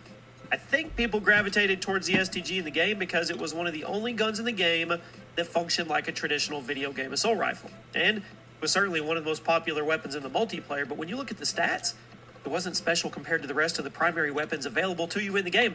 It pains me to say it a little, but I'd argue the World at War STG was a little bit overrated. And if you guys are getting the vibe of this list, you probably know where we're going here. I'm not trying to rage bait, but I am trying to be honest with you. And this next one, just be nice. Modern Warfare 2 2009. The ACR. Look, I'm not saying the ACR was bad. I'm not saying anything negative about the weapon because it's iconic. It was for a well reason. deserved. But was it really as Overrated good as though. the community liked to say the it was? fucking I don't think ACR so. was smacking It was a laser beam, shit. What great is time he to kill, solid fucking handling talking speed, about? made it a monster for Niggas mid long getting range tight, combat. bro. But when you got up close to people, it struggled. Heck, even in those mid and long range scenarios, there were other assault rifles that could kill significantly quicker than the ACR. So why did this gun get all the love? 'Cause it was Why fire. are there so many people that insist this is one of the best ARs in COD history? I think it was just because of the accuracy in the weapon model. It felt smooth. It looked super futuristic Hell at yeah. the time. The gun had only existed for a year at that time when the game came out. Accuracy Now, was fire. I'm not saying it's bad. I'm not dogging on the ACR. It's a legend. But it is overrated. I have no idea how people say this gun was better than other Modern Warfare 2 rifles like the SCAR, the FAMAS, even the FAL. I think people just hyped it up because it was the most accurate, easy-to-use full-auto rifle in COD history at that time. Yeah. Black Ops. Here we go again. The Commando. This is another example of a gun that looked and sounded awesome. Felt super smooth. I loved it. But compared to other ARs in the original Black Ops, I really don't know why so many people felt like it was the best of the bunch, aside from the FAMAS, of course. Everybody agreed the FAMAS was the best, but there was a heated debate over which assault rifle was second best. Now, in case you didn't know, there's 4 assault rifles in this game, and they had the exact same fire rate, the exact same damage profile, and those were the Enfield, the Commando, the Galil, and the AK-47. So your preference between these guns really just came down to the recoil pattern and the handling. And a lot of people agreed the best one was the Commando. But I'm going to ask the question, why? The Galil, I understand, because it was accurate with the biggest magazine out of the 4. I can even see why people thought the AK-47 was the best because of that easy mode recoil pattern that gave you free headshots. But why were people saying the Commando was the best? It actually had pretty bouncy recoil compared to the Galil and the AK, and I would argue it had worse iron sights. I'm not saying it was a bad Yeah, gun I'm by any not. stretch of I the didn't really care imagination for the because Commando. in terms of stats, it was on par with the Galil and the AK, which were 2 of the best guns in the game. But in terms of people's preference between the rifles, honestly don't understand why the Commando was so hyped. Why? I mean, what did it have over the Galil or the AK? Be honest with me. Nothing. Modern Warfare 3 2011. Galil, I choose any I'm day. just going to say it. The MSR. I don't think it was the best sniper in the game. And sure, the quick scoping community loved this thing because it I'm was not the mad at fastest that. handling It's not a bolt bad action, take. but when you actually look at the amazing lineup of I sniper honestly didn't think it rifles in was this game, overrated. come on. I feel like the I don't see how Barrett you 50 can say cal the was MSR overrated. was the overall best. The snipers.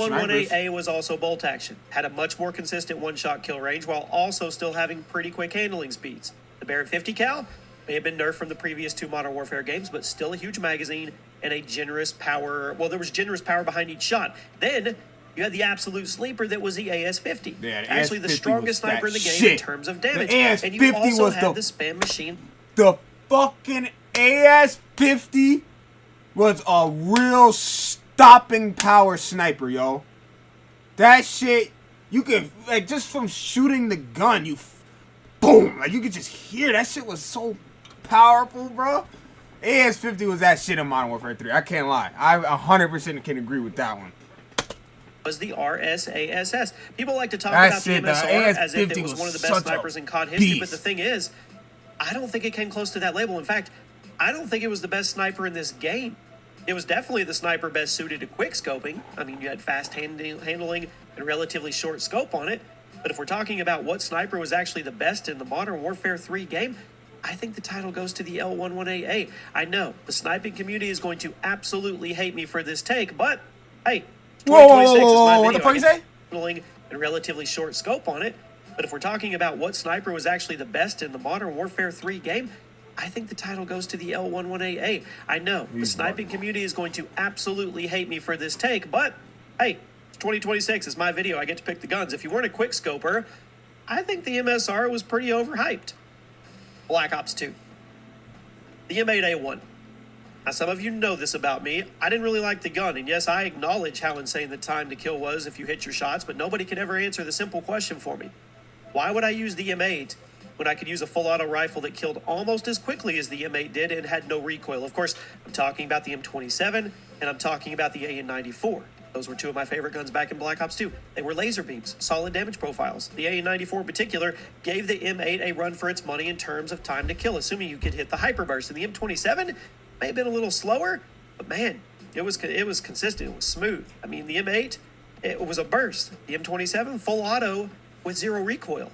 So even though the M8 theoretically had the fastest time to kill of all the assault rifles, the fact that it was a 4-round burst, it pushed me away from it because I didn't see the appeal of learning the timing and being super precise with my burst when I could just instead equip one of the full autos and kill almost as quickly as I could with. Thank you very much. That shit was Good as fuck. You got ketchup or no? Oh fuck no, I didn't. I'll grab it now. I know the apple one is your. I don't know which one is that. Which one do you want? I can take the apple grape. Oh, I'll take that if you want it. No, I'll take the apple grape. Ranch too. They gave us 7. I mean, they gave us 14. 13. So I gave you the extra one. You sure? Yeah. I'm not gonna eat 7 fucking wings and fries. I fucking barely probably eat that. I ate 17 wings and 17 more fries. We still got like about half a bag, maybe a little less of fries left. That's good.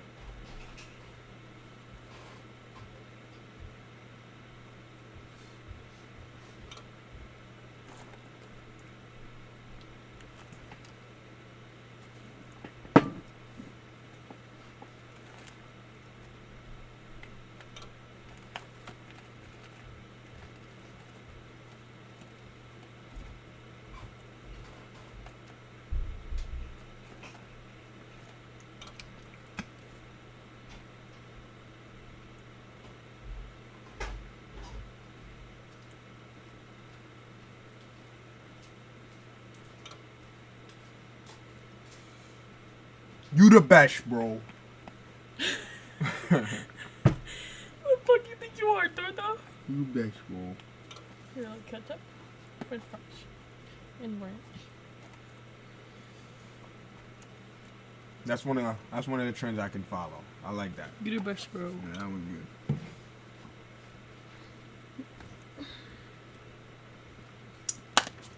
Coming from a good guy. Mm-hmm. He's a good fucking guy. This video is aggravating, yo. Wow. L takes.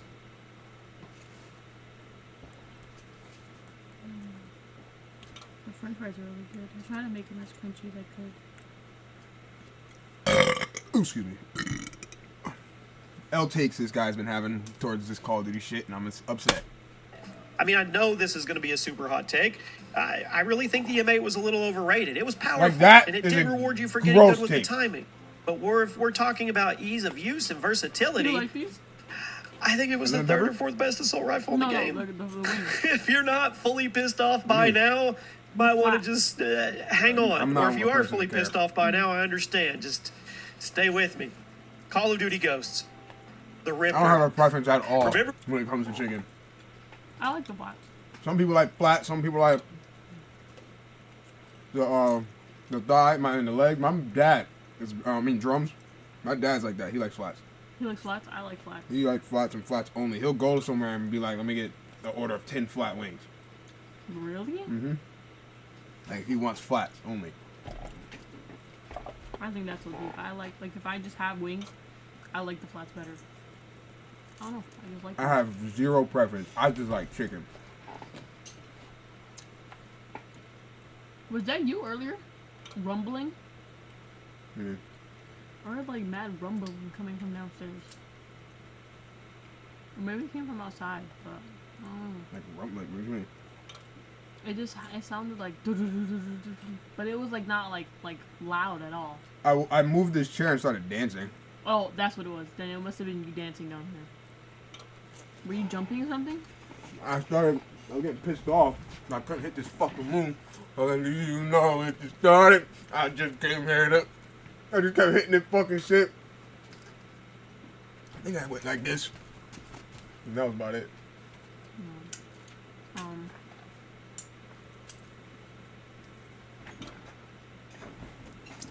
I heard the heat come on then.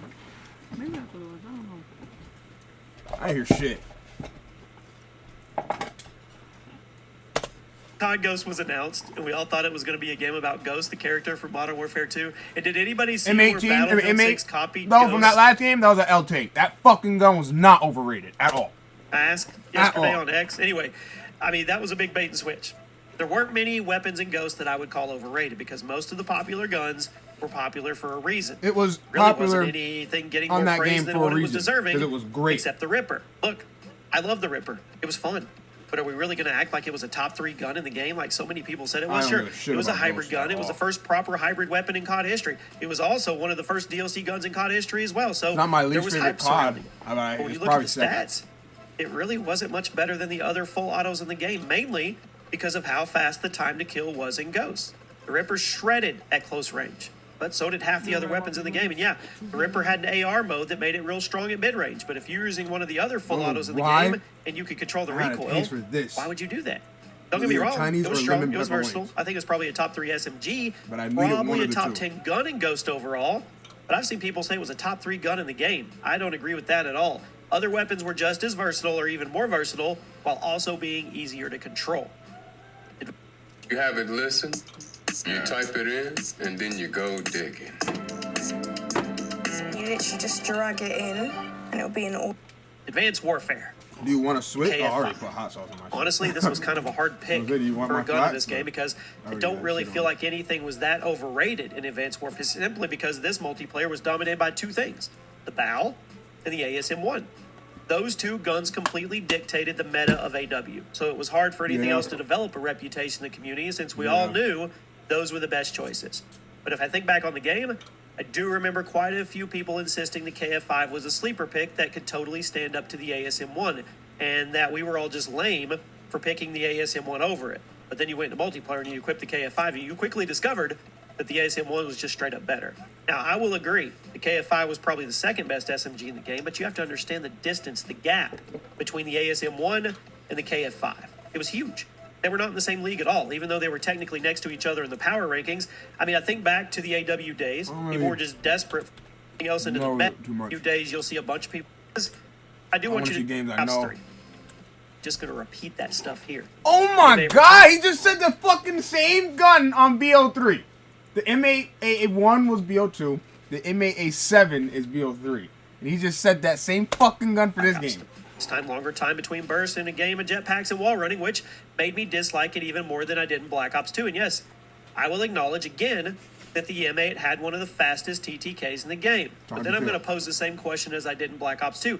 Why would I put time into learning the burst timing and getting super precise with my burst when I could just instead equip the Man of War, the ICR, the KM44, give enemies a constant full auto stream of pressure at the Fuck cost of that. a slightly slower time to kill? The And I Brecci feel was like a lot of you are overrated. going to say in the comments, Jimmy, get good. You're bad. That's why you didn't like it. Well, I may be bad, but am I really wrong about my analysis Yes. here? The M8A7 was a strong weapon, yes. But was it the best gun in the game or the most versatile gun in the game or the Yes. best all-rounder? Absolutely not. It was really good, but it was a little overrated. You're over Infinite here Warfare. debating with this guy. The R3K, there's a pattern And it here, sounds people. like you have to actually go I back just and don't think I forth. like burst weapons. Infinite Warfare You're was like, obviously yes, he said dominated by the absolutely MV4, not. which I almost put on this list because of how much it was This is spammed. But at the end of the aggravating. There's day, no fucking way. that gun was spammed for a reason. It was genuinely the This best gun now, in the game. this That's why right everybody here. was using it. when I was But when talking you about look at the COD other is not popular COD Ghost weapons is in not the worst. IW, This is the worst the fucking Call of R3K Duty burst game. rifle got a lot This of is attention. god I didn't awful. understand it. Hold on. Time to Infinite kill, or Warfare. time to kill was quick. Range was decent. But it also had this really long burst delay. So if you didn't drop the target with your first burst, they were almost certainly going to get away from you or This turn game around and was retaliate absolutely because this was this- Infinite that was Warfare. just terrible. The advanced movement and special abilities were everywhere. So it was really hard to justify using BO7 a burst is trash, over I'm a full hearing. auto in most BO6 scenarios. Now, was trash. I did see a I decent played number that. of people cleaning house with the R3K, This so game? maybe I missed something here. Maybe I just didn't play Infinite Warfare Didn't enough even to feel like you understand were the playing Call appeal. of Duty. But I don't really know how this gun was so popular. I mean, if you were going to go up against MV4 spammers, why would you pick something so precise and slow instead of something more spammy and reliable? Doesn't make sense. COD World War II. The Kar 98K. Be fair, this gun was totally busted for a long time. Clearly the best sniper in the game, but after Sledgehammer hit it with some well-deserved nerfs, it still maintained a huge following, even though several other snipers were now arguably better. The Kar was supposed to be the quick-scoping weapon of choice, but it was overpowered at first because, in addition to having the best handling speeds and a really fast fire rate, it also had the most generous one-shot kill range, so it made it the best sniper in the game for both aggressive and passive playstyles. Then Sledgehammer, they patched the gun to give it a more distinct role. They made the other snipers a bit more appealing, so they made the one-shot kill range a bit smaller and slowed it down pretty drastically. Now, in theory, that would make other snipers better, right? Depending on your playstyle. But weirdly enough, the Kar, it never You wanna stopped watch being the after most this? I wanna popular watch, like, a sniper in the game. Mandela I'm effect not video. entirely sure why. Other snipers now had a much more defined role in the sandbox, and there was a lot of other snipers added as free DLC, so you would think there would be a lot more variety in the sniper meta. But if you boot up the game right now, I would say about 75% of the snipers you'll see online are still going to be using the Kar. Maybe I'm out of the loop here, but I really thought something else would have stolen the spotlight following the nerfs. From everything I've seen, that wasn't the case. Black Ops 4. The ICR-7 has enough time passed. Can we all agree this thing was overrated now together? Can we? Can we hold hands? I'll give the him that ICR one. was one of the competitive rifles of choice, yes, in Black Ops 4. And a lot of people put it at the top of the power rankings because it was accurate. That was it. And to those people's credit, the ICR was extremely accurate. But you know what else was extremely accurate in Black Ops 4? Almost every gun. This was a game where hardly anything had substantial recoil, and yet so many people flocked to the Rampart. ACR because of the accuracy. It was like the classic ACR all over again.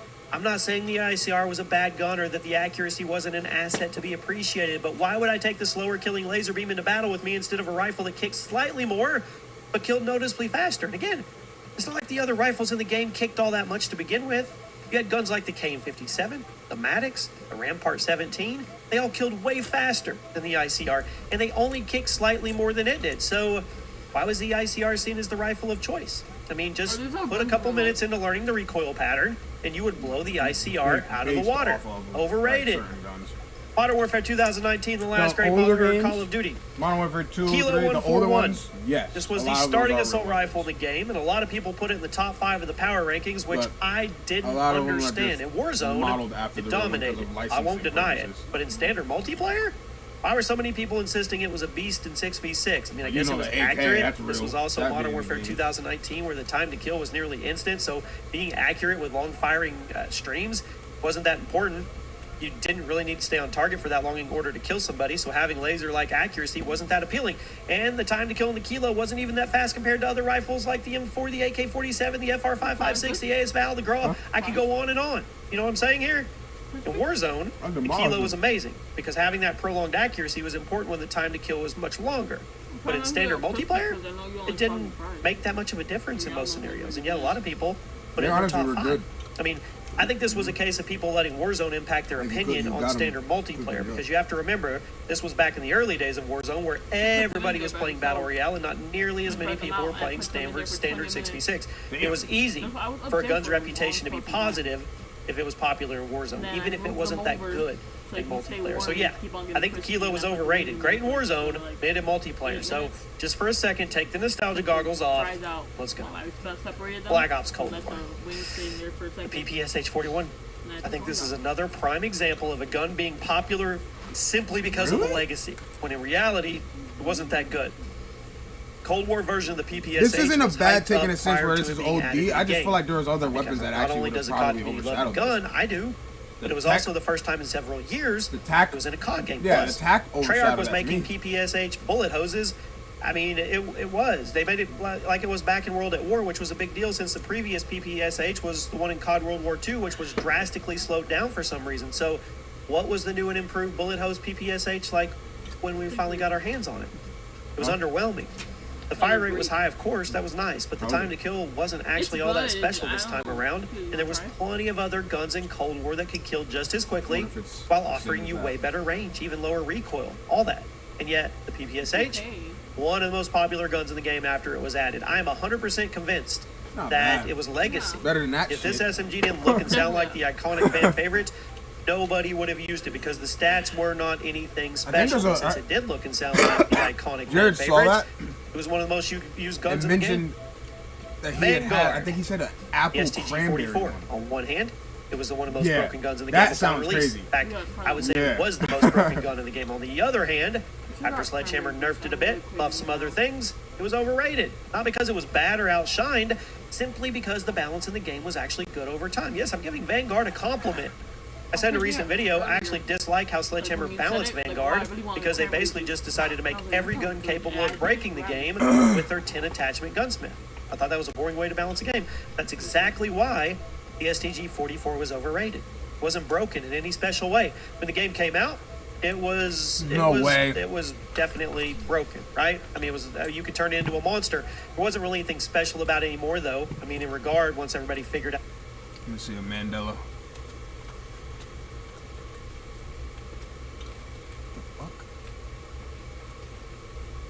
It's the Mandela effect, so you can't believe it. Nah, chill out.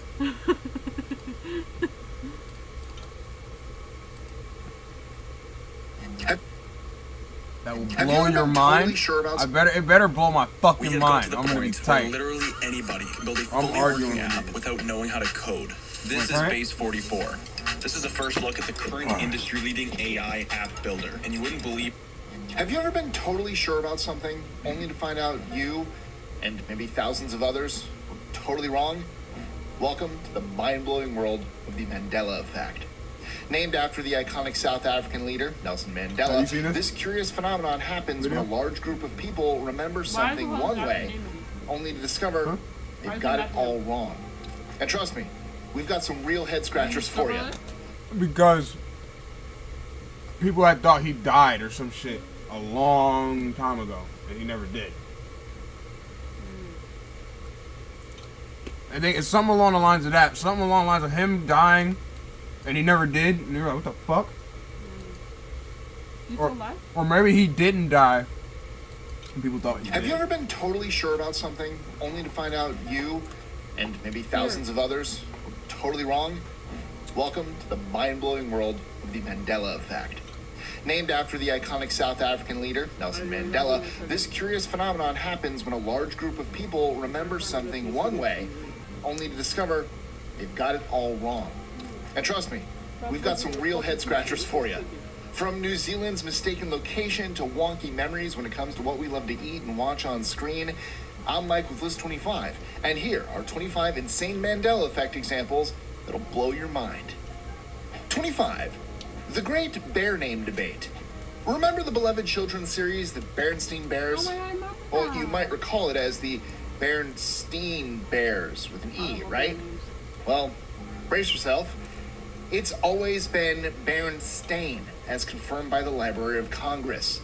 The discrepancy has sparked lots of debate, with No, I many don't fans really swearing remember by enough. the I don't remember their S-T-E-I-N names, but I do spelling. remember their faces. It also got a lot stranger when old memorabilia surfaced showing the name Berenstein on the book covers.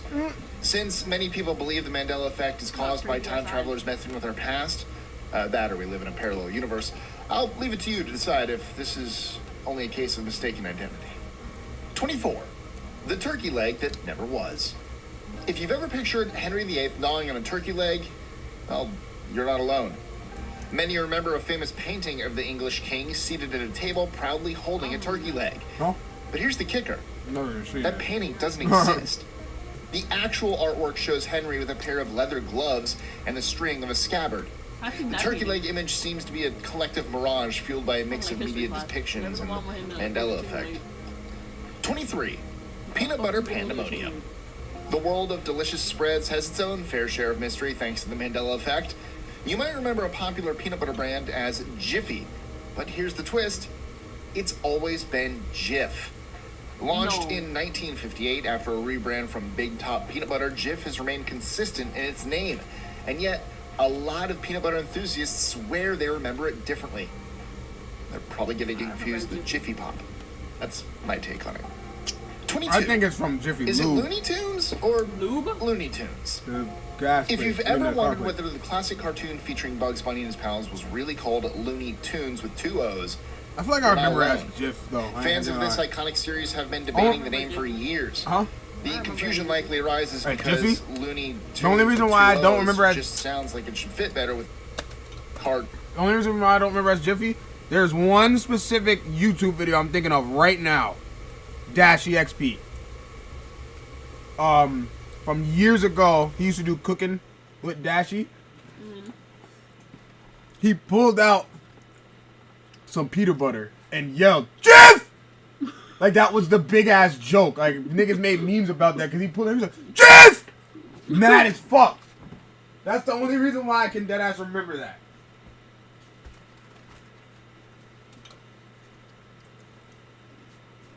Niggas who oh fuck, I thought it's upstairs. Niggas who know the game, who've been around for a while.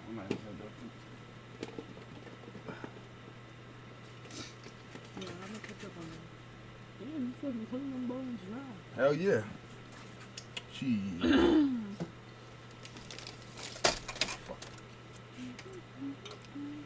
But you had to be around to know what I'm talking about. Dashy days. Definitely remember the name. Dashy, yeah. Fucking Kai had him on stream. Cartoon about wacky characters. But despite what your memory might believe tell that. you, Dashy, it's bro? always been I dead ass grew up with Dashy. Tunes. The mix-up probably comes from Warner Brothers drawing inspiration from No. Disney's Silly Symphonies in the 1920s, which were all about musical shorts. So, Tunes with the U was a nod to the musical theme of Warner Brothers' own animated series, not a typo. Still having that debate with my mom. We had a dog named Petunia. When we shortened her name to Tunes, I went with T-U-N-E-S because Petunia, and she always spelled it T-O-O-N-S. I'm like, that makes literally no sense, Mom. Let me know in the comments below. Who's right, my mom or me? No care. That'll go over well. Wait, it was spelled. He's claiming it was spelled what way? He said, we remembered it as Luffy, as Tunes, T-O-O-N-E-S, whatever. But it's actually T-U-N-E-S. I can't remember what I feel like I remember T-O-O-N-S. I like low key. I feel like I remember Low that key, too. but I feel like I also know Tunes because of now. I can't really think it. I can't see it. Black tip tail. Pikachu, the beloved yellow No. electric Pokemon, He definitely has had been a pop culture tip, the icon black since tip its on his debut. tail. But did you know that some fans are convinced that Pikachu's tail used to He have did! a black Exactly! over it? According to these fans, First of all, Pikachu's wait. tail wasn't always the If he solid didn't yellow have we it, see today. I They got that remember picture. seeing a distinct stripe or black shadow on the tail. Nah, So, weird though. what's the deal? Well, it turns out the confusion might come from early versions of the game, Pokemon Red and Blue, where Pikachu's tail did have a black shadow in some sprites. And while some recent depictions, like in Detective Pikachu, might show a black stripe or shadow, the classic Pikachu design has always been just yellow.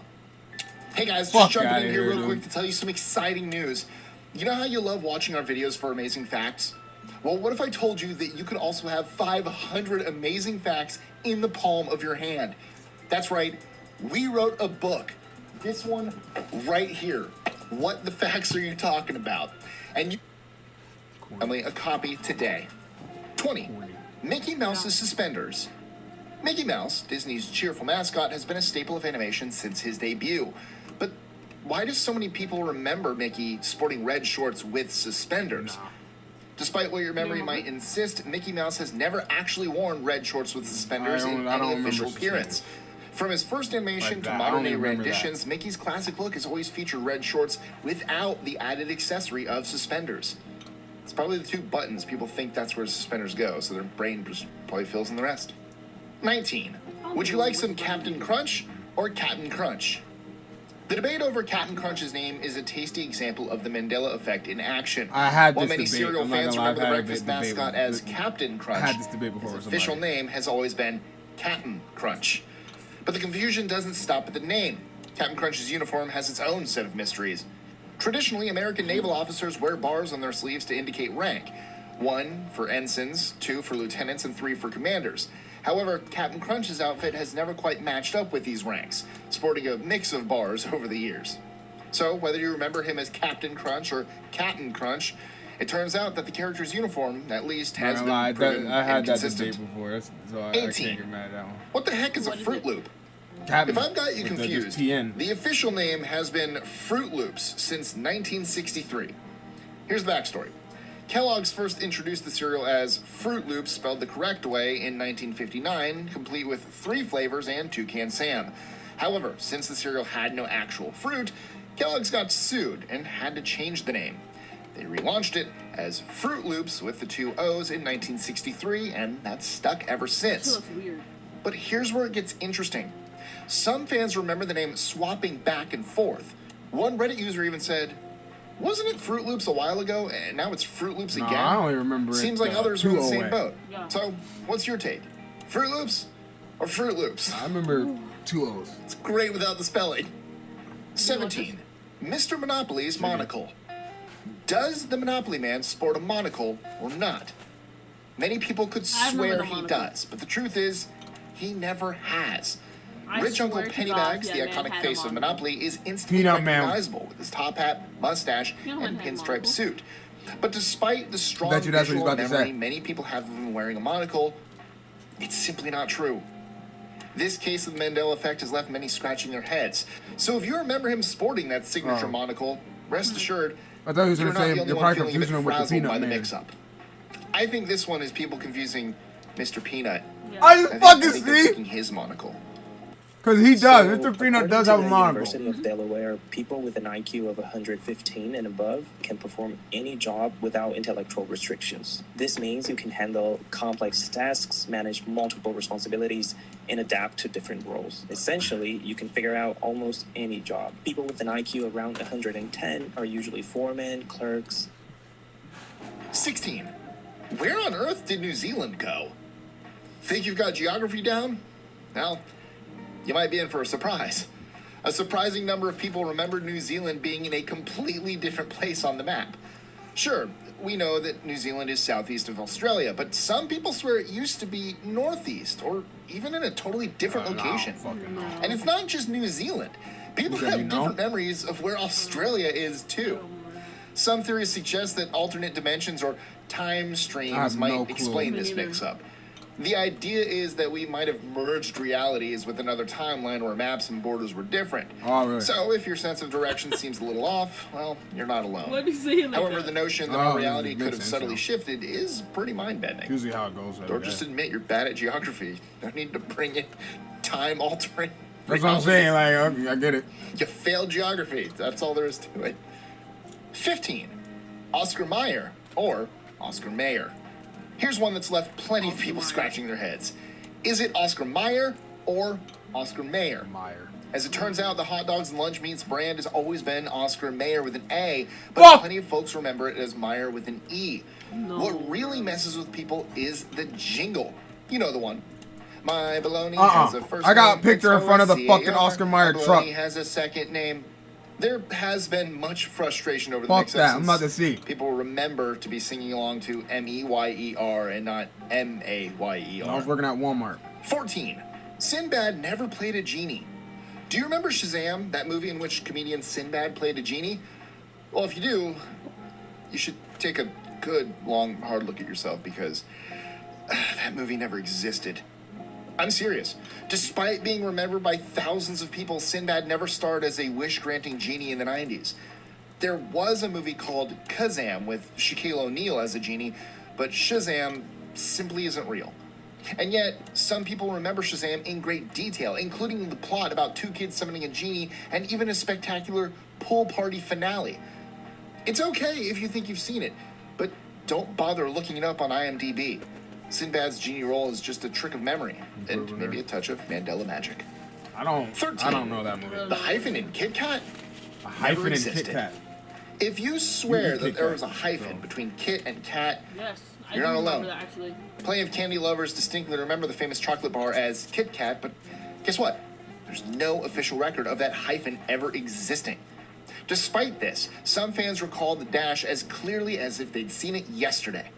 One Reddit user even shared how they once noticed the hyphen Do you had believe that or mysteriously what? vanished, only to later realize it was never there to begin with. So if your memory is insisting that Kit Kat used to have a hyphen, I hate to break it to you, Kit Kat has always been hyphen-free. Though Spider-Man, don't forget the hyphen. 12. Do you call it Cheez-It or Cheez-Its? Let's settle this once and for all. Cheez-Its. The cheesy cracker you love to snack on has always been called Cheez-It. Singular. I thought it was Not on the Z. Cheez-Its with an S, and definitely not Cheez-Its with a Z, or Z for my UK people, and Canada. Now, rest assured that if you've been calling it the latter your whole life, you're not alone. A bunch of people distinctly remember them as Cheez-Its, and even swear that that's what it says on the box. But go right now. Take a look at any packaging you can find, and you'll see it's always been I need to Cheez-It. find this Oscar Mayer Why truck do picture, so many bro. of That us one's add bothering an the extra fuck out of me S right or now. Z if we're really cool? Oscar Mayer. Maybe because we never just eat one. Oscar Mayer. 11. A galaxy-sized Oscar Mandela Mayer. effect. That says Oscar Okay. Mayer. Let's move on to one of the Yeah, 'cause that's biggest what he said Mandela it effects is. in the movie fuck, world. that's his And it Oscar comes from a Mayer. galaxy far, far away. If you've ever quoted, "Luke, I am your father," while wielding an imaginary lightsaber, yeah, you've been saying it wrong this whole time. Star Wars, one of the most iconic movie franchises of all time, has captivated audiences since 1977. Wait, you said And The what? Empire Strikes Back gave us what is often considered the most famous movie line ever. Yeah. But the actual Isn't that what line he Darth said? Vader delivers, it's not, "Luke, I am your father." It's simply, "No, I am your father."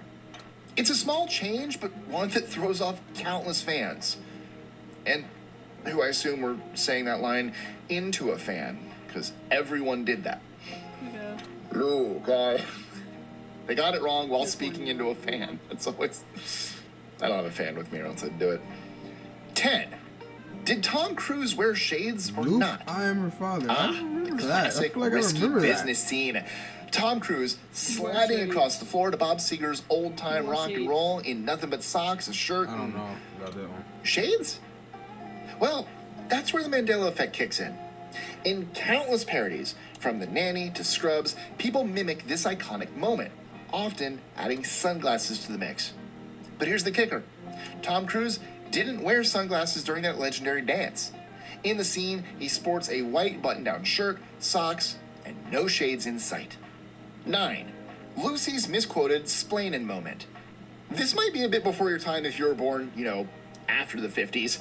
But in the classic sitcom I Love Lucy, fans often recall Ricky Ricardo exasperatedly saying, "Lucy, you've got some splainin' to do." But here's the catch.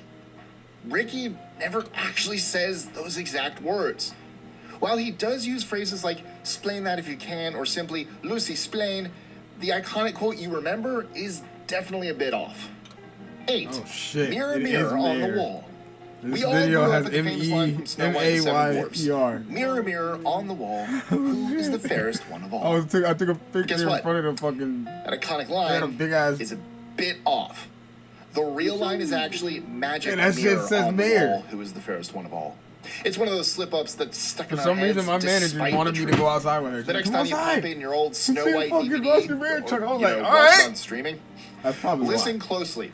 You might be surprised at how different it sounds from what you remember. 7. Curious George's missing tail. We all remember Curious George, the lovable monkey from our childhood, swinging through his adventures and with a tail hanging between his legs. Or so we thought. The truth is, Curious George never had a tail. Despite what many of us recall from those classic I don't episodes and remember. books, George is a tailless monkey. He's been swinging through his escapades without that extra appendage all along.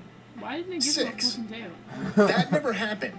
He's a When it comes fucking to monkey. creepy movies, The Silence of the Lambs is in a league of its own. That is a good movie. Jodie Foster's portrayal of FBI trainee Clarice Starling and Anthony Scary. Hopkins as the eerie Hannibal Lecter left a lasting impact on moviegoers everywhere. The unsettling dynamic between Clarice and Lecter gave us one of the most widely quoted lines in movie history, or so we thought. Many people remember Lecter's spine-chilling greeting, "Hello, Clarice." It's referenced everywhere from memes to horror spoofs, but guess what? Yeah, never happened. In reality, Hannibal simply says, "Good morning," when they first meet. 5. The fuck Tinkerbell outta here, never bro. wrote the Disney logo. Many Disney fans What the swear they fuck? remember Yes, she Tinkerbell did. magically spelling out the word Disney with her wand in the iconic opening sequence of Disney films. No, She'd bro. zip no. around, waving her wand, and then dot the I with This a one got magical me spark. fucked up, bro. However, as familiar as this scene I might didn't even feel, pay attention to this one. the fans are wrong. While What Tinkerbell happened? did appear in some Disney intros, especially in the 90s, she Disney was writing never the shown fuck writing intro. out the logo itself. Her role typically involved flying across the screen That's not one and I can sprinkling remember. I don't fairy know dust that over one. the Disney castle, but she never took on the job of spelling out Disney with her wand.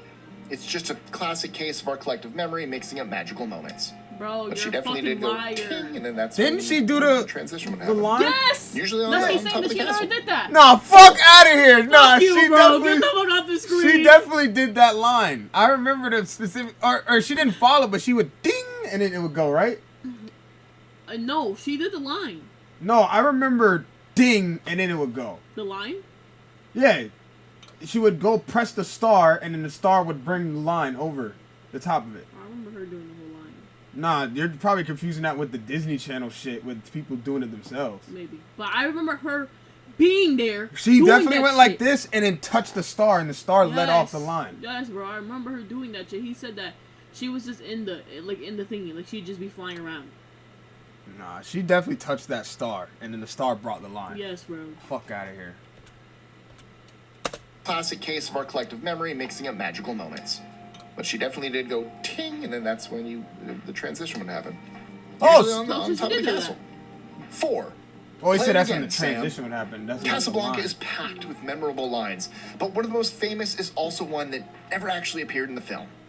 Despite Never seen popular this. belief, Humphrey Bogart's character Rick never says, "Play it again, Sam." What actually happens is that Ingrid Bergman's character Ilsa requests a song As Time Goes By with the words, "Play it, Sam. Play as time goes by." Later in the movie, Rick simply tells Sam, "You played it for her, you can play it for me." So how did Play It Again, Sam become so widely misquoted? Classic Mandela effect, people, enforced by Woody Allen's 1972 film Play It Again, Sam, which helps cement the misquote in pop culture. Did you experience inappropriate behavior The from a Disney Channel bishop, got you church fucked leader, up right or now. member at any LDS church when you were younger? A global settlement is happening right now in 2025. The Church of Jesus Christ of Latter-day Saints is settling over 100 lawsuits. 3. The curious case of Beam Me Up, Scotty. The phrase Beam Me Up, Scotty is synonymous with Star Trek and is as iconic as any of the show's taglines. However, this famous line is never actually said in Star Trek. At least, not in that exact form. While Captain Kirk often communicates with the starship engineer Scotty to be transported back to the Enterprise, the specific line, "Beam me up, Scotty," never appears in the original series nor films. The closest the show gets is variations like "Scotty, beam me up," or "Beam us up, Scotty," which were used in different Star Trek media. Over time, though, the phrase "Beam me up, Scotty" became so ingrained in pop culture that it took on a life of its own, forever associated with Captain Kirk and his space-traveling adventures. Oh my god, that's from RedShirtsWillAlwaysDie.com. Right. What a site name. Maybe I should have The nerd. chocolatey truth about Forrest Gump's famous line. Who can forget the heartwarming wisdom Forrest Gump's mama passed on to him? The line, "Life is a box of chocolates," has been quoted everywhere, from casual Yes. conversations to motivational speeches. It's become an instantly recognizable Life's like a pop box of culture chocolates. gem. You never know what you're gonna get. However, there is a twist in this sweet piece of wisdom. In the movie, when Forrest sits on the park bench and shares this famous quote, he actually says, "Life was like a box of chocolates." The past tense might seem like a small detail, but it changes the context. Forrest is recalling advice his mother gave him, reflecting on how unpredictable life can be. The misquote likely snowballed because it just felt so fitting in the present tense. And that's how it stuck in our collective memory. 1. Mona Lisa's smile. Oh, okay, I see what he's saying. Let's be honest here. In Da Vinci's famous portrait of the Mona Lisa, do you remember her smiling or not? You might be surprised, No. but thousands of people are convinced she wasn't smiling at all. Even though it's one of the most recognizable paintings ever, some people swear that Mona Lisa has a blank, almost know why neutral people, expression. like Which fuck with brings the me back painting to that so much. alternate universe Yo, this theory. lady is like It's ingrained crazy to in think history such an iconic forever. painting could cause so much debate. I mean, her mysterious smile has Motherfucker, been the part is, analyzed I and don't know talked about who for she is. centuries, No. right? Well, her name's Mona Lisa. Fun no? fact. Yeah, her but I'm name saying, like, I wasn't don't always know Mona Lisa. who It was the actually fuck Mona Mona Lisa Lisa, is. which I'm gonna translates look to up a my little video. lady, and a simple spelling error that changed it. Who the fuck is Mona Lisa? That's the last one too, I think. It was. Do a little quick little video, see if they have like a short one. Who is Mona?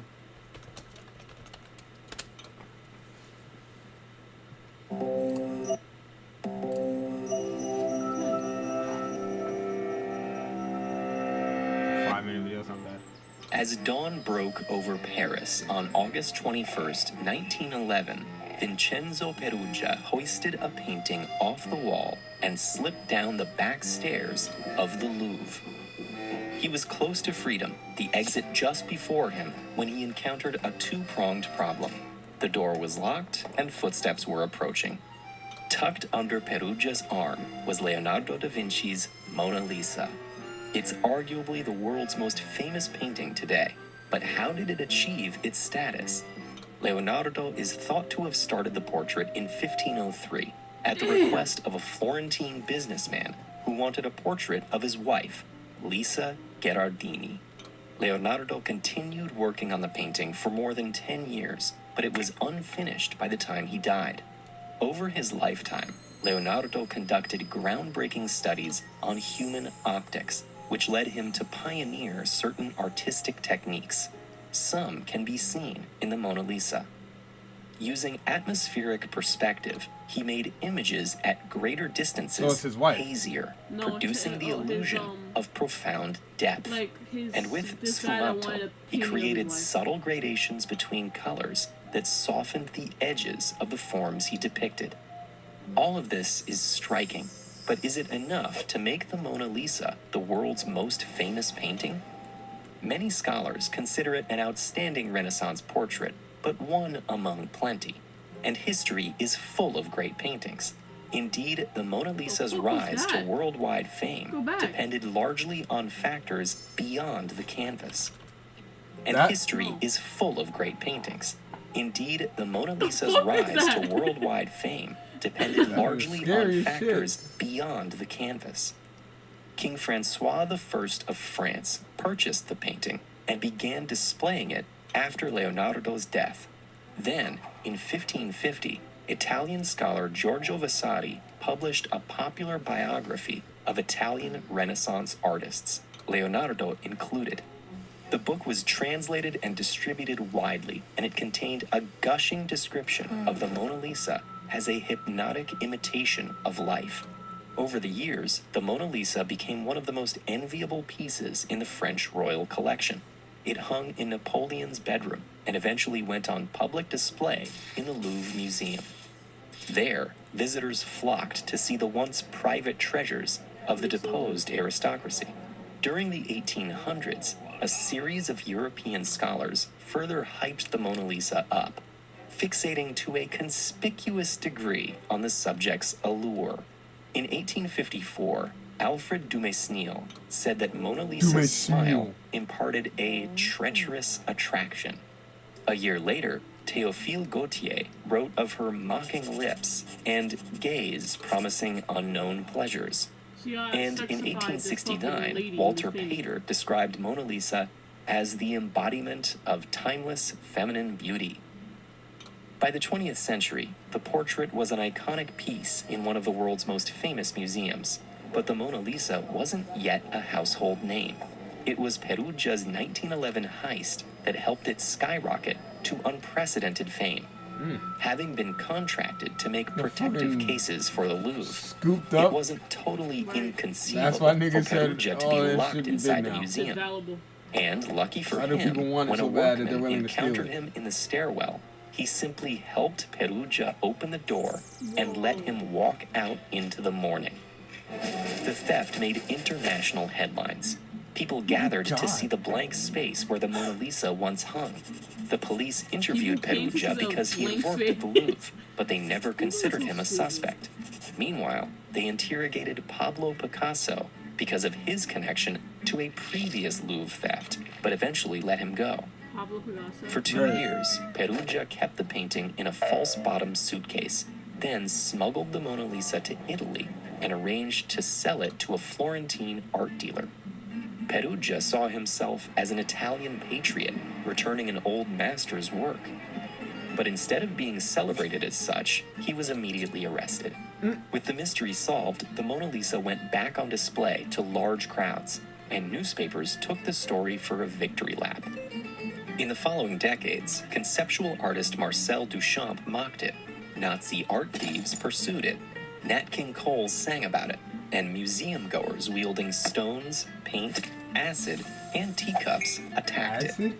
More than 500 years after its creation, eyebrows and eyelashes long since faded. The Mona Lisa is protected by a bulletproof, earthquake-safe case. Now, it stands perhaps less as an exemplary Renaissance portrait and more as a testament to how we create and maintain celebrity. The Mona Lisa was stolen one fateful time, but there's an artwork so That was fucking coveted pretty and underwhelming. influential. Thought she was some cool guy. It was some guy wanted a painting and they just did dumb shit to keep it Guy alive. who that's got some guy's wife that he wanted a painting of. They just did dumb shit to keep it alive. The fact that it took him 10 years to make the painting is fucking crazy, though. It took him 10 years to make the painting and it was still unfinished. I pulled up to a random.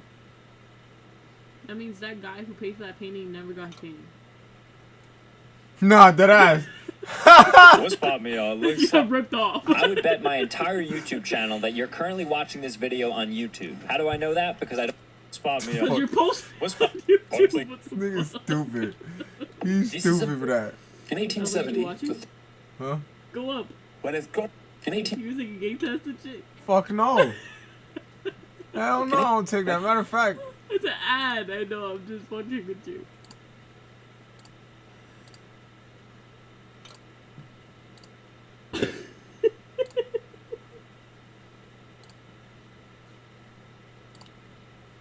fuck man.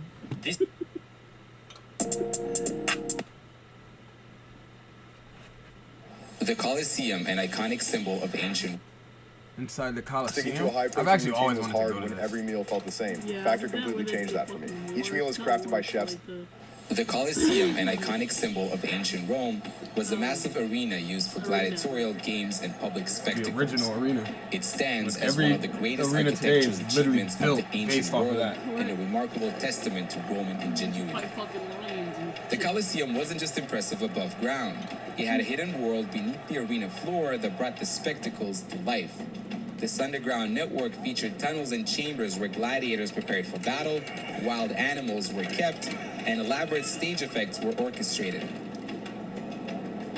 It wasn't just an amphitheater. It was a masterpiece of design, a showcase of power, innovation, and the Roman spirit of spectacle. Especially then. But how is this possible? How did the Romans create such Fucking spectacles dickheads is 2,000 lying, years my ago? nigga. You lying, my nigga. How did they flood the arena for naval battles or summon gladiators and wild animals now, like, you have, seemingly like, out of nowhere? Tranquilizers and In this shit. video, we step behind the scenes to Then uncover the how the fuck secrets you of the catch it Colosseum, alive lion? exploring its ingenious You put design that and bitch the alive. groundbreaking mechanics that made it the greatest arena of its time. I wonder how many The people Colosseum died to sits catch right one in the heart lion. of Rome, Italy, and it's one of the most famous landmarks in the world. Like, a couple This people place got wasn't just sacrificed about for sure to get that gladiator lion battles. It caught. was the center of the bustling That part shit of the is city. gruesome as hell. That's You what I'm just saying. sit Like, there. they just got Let's ripped travel apart back in for this time one to lion. Five people what the died trying to area catch this around one the lion. Colosseum Then you looked gonna like put him during in a, its in a prime. fucking Coliseum. To rip up a couple To more. rip- This Right, is the like, Ludus and that everybody's Magnus, gonna sit there the and largest watch? gladiatorial school in Rome. Gladiators lived, ate, and trained here as they prepared for the games held at the Colosseum. Who says I want to grow up and become a This is gladiator? Meta Sudans, a Them? large conical-shaped fountain estimated to have stood up to Because as a 17 guy, meters in tall. your nature, to them that's According to normal legend, shit. the So they're surviving like, oh my gladiators god, if I can went to go the be Meta a to gladiator and refresh survive. and cleanse their wounds after the games. This is the Arch of Constantine, a monumental tribute to Emperor Constantine the Great, and the largest Yeah, I Roman can understand the triumphal thought arch, process. standing 21 meters high and 26 meters wide. It symbolizes the power of victories of Rome, serving as an enduring testament to the might of the empire. This is the Temple of Venus in Roma, thought to have been the largest temple in ancient Rome. It consisted of That's two the main zombies back. chambers arranged symmetrically back to back. each housing a cult statue of a god. Venus, the goddess of love, and Roma, the goddess of Rome. This is the Colossus of Nero, a massive 30-meter bronze statue that was originally depicting Emperor Nero, later adapted to represent Sol, the sun god. It is thought to have inspired the name of the Colosseum. The original name of the Colosseum was the Flavian Amphitheater, named after the Flavian dynasty of emperors who built it. Standing over 50 meters tall and stretching 189 meters long by 156 meters wide, it was even surpassing the height of the Statue of Liberty from base to torch. Its massive size was a clear statement of Rome's engineering skills and ambition, demonstrating to the world that nothing was beyond their reach. It could accommodate a crowd of more than 50,000 spectators, making it the largest Roman amphitheater ever built, comparable in scale to a modern stadium. The arena floor, measuring 83 meters by 48 meters, was large enough to fit nearly a dozen tennis courts. It's probably stupid. It was composed of a wooden floor covered with sand to absorb blood and provide traction for the gladiators. The name arena comes from the Latin word arena, meaning sand. Construction of the Colosseum began in 72 AD and was completed just 8 years later, with an additional 2 years for the finishing touches. When I took shrooms, I've its probably rapid been to construction the highlights the before. Roman Empire's exceptional resources, Like the old manpower, medieval and days. organizational ability. The foundation of the Colosseum is a key reason it's still standing today. Due to poor soil conditions, a deep, strong foundation was necessary to stabilize the structure. A ring-shaped foundation, 12 meters thick, was built with 2 layers of ancient Roman concrete. You hands and you sit and it's like a Coliseum like that while they fight. The Colosseum was divided into 4 I was talking levels. about The going first back 3 and ever levels been to featured a medieval times. series I'm like, of I'm probably arches been smacked supported by there. columns, I'm like, each representing one of the 3 orders of I done ancient sat Greek there and been pretty architecture. high and then fucking been there a Doric, couple on the times. first I ain't level, lying. the simplest and earliest Greek style. Ionic, on the second level, was more elegant than the Doric style. And Corinthian on the third level, the most elaborate of the Greek styles. The Colosseum's use of the 3 classical orders, arranged from the ground up, was a design choice that showcased a progression of architectural style and reflected Rome's adaptation of Greek architectural traditions. Each arch on the second and third level featured statues, honoring divinities and other figures from classical mythology. These statues weren't merely decorative. They served as reminders of Rome's divine connection and cultural heritage, reinforcing the grandeur of the structure. The Colosseum's 4th level, known as the attic, featured a solid wall adorned with small rectangular windows. Large decorative shields were placed at regular intervals and complemented by Corinthian pilasters. Niggas be LARPing. This architectural choice was not merely decorative. It served a functional purpose by supporting the Velarium, a massive retractable awning that provided shade for spectators, which we'll discuss later in this video. Oh, the amphitheater shit! had 80 entrances at ground level, 76 of which were numbered It might to be efficiently trying to manage start. the flow of Oh, the general shit. public, directing spectators to their assigned seats with ease. This advanced crowd management system highlighted Roman expertise in Oh, urban yeah, planning, fucking Charlie horse trying to showcasing make their his way. ability to seamlessly cater to massive Don't you gatherings. fucking an try it, innovation buddy. as functional as the systems used in modern stadiums today. The remaining 4 entrances were grand entrances reserved for the elite. They were unnumbered and placed at the cardinal points around the Colosseum. How did you know? The south entrance was used by the emperor to access the imperial box called the Pulvinar. Its exclusive use symbolized the emperor's authority and reinforced the social hierarchy of Roman society. Fuck! The north entrance was used by the magistrates to access the magistrate seating area. Magistrates were high-ranking officials responsible for various administrative and judicial duties within the Roman government, reflecting their prominent status in society. 2 entrances had direct access to the arena. It's not. The east entrance, known as the Gate of Life, was used my by the leg the way it is, gladiators to though, 'cause it's parade working. before their combat It's in my calf and right exit now. after a victory.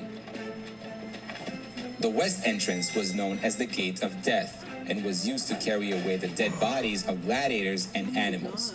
The contrasting entrances of the Colosseum's arena symbolize the stark dichotomy between life and death that define the experiences within its walls.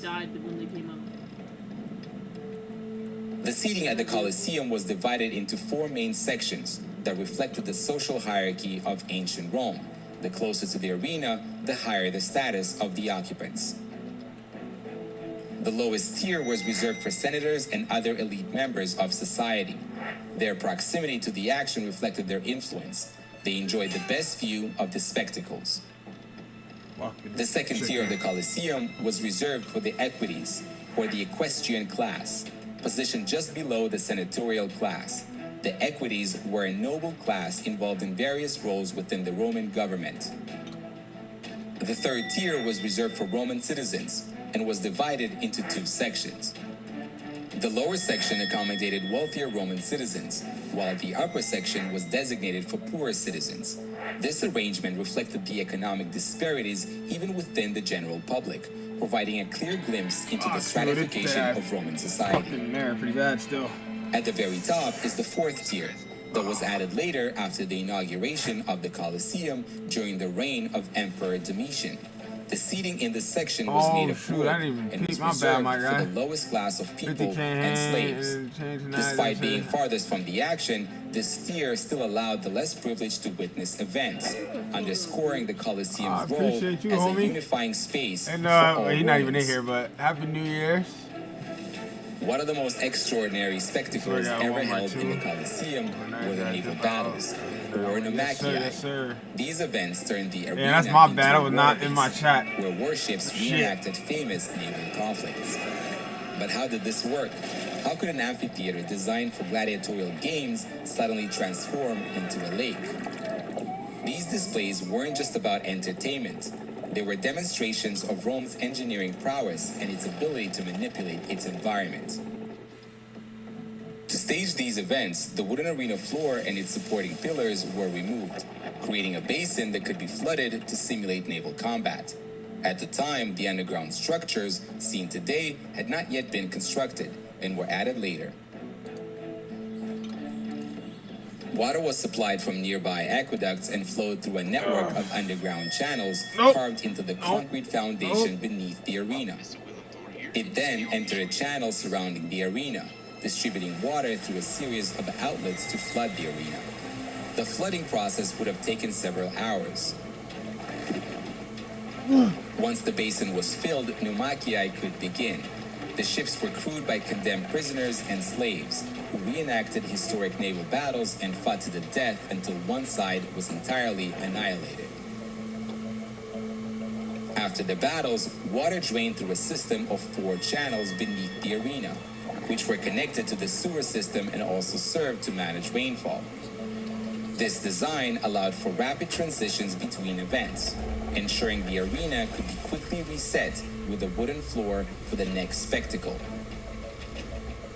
About a decade after the Colosseum's inauguration, a 2-story masonry structure called the Hypogeum was built beneath the arena floor.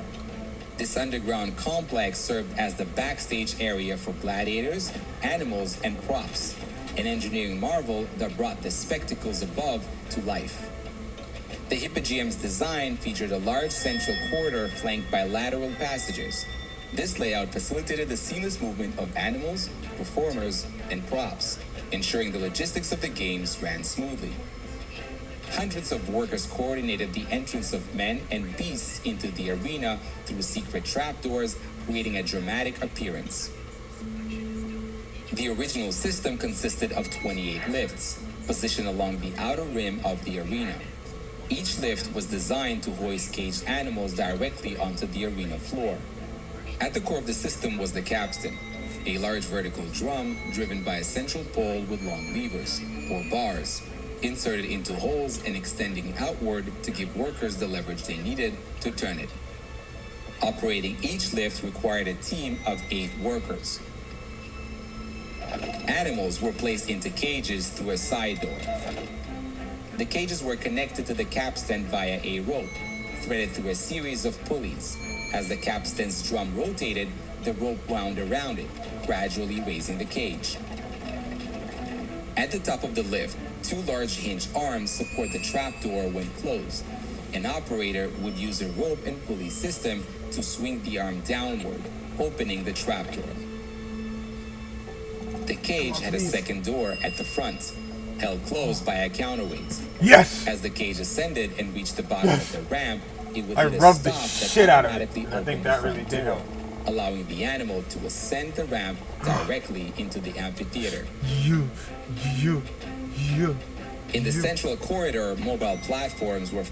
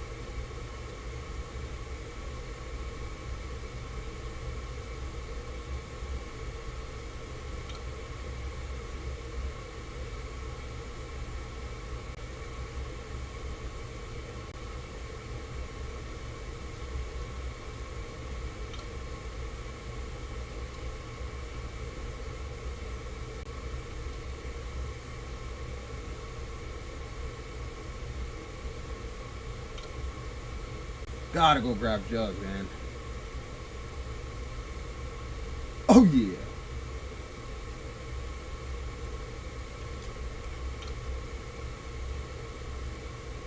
Shit.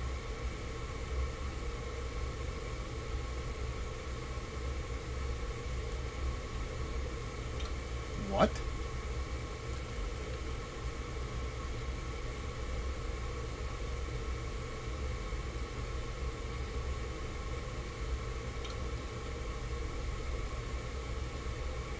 No! Fuck. Oh, it was fucked. Oh, I remember doing those. Some of those.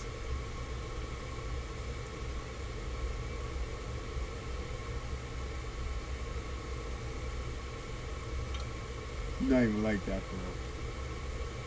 Not even like that.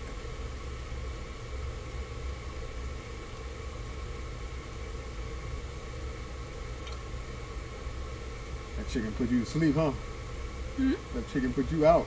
You were there tired as hell. Yeah.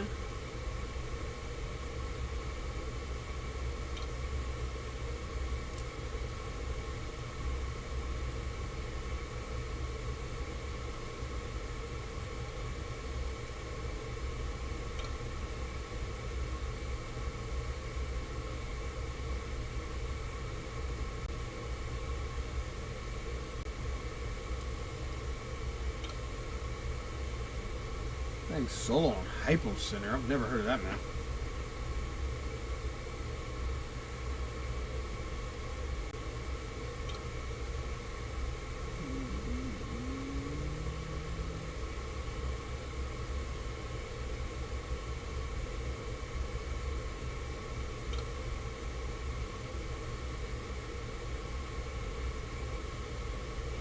A daycare owner who was frustrated and had a headache allegedly killed an 8-month-old child by slamming his head against the ground multiple times while changing his diaper because she had a headache. What the fuck?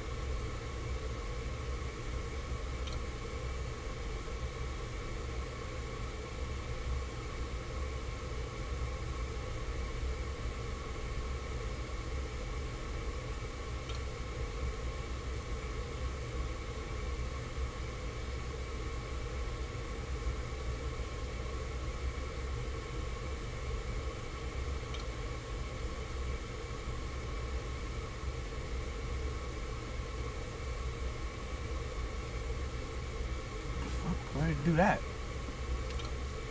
Facebook stream just stopped for no reason.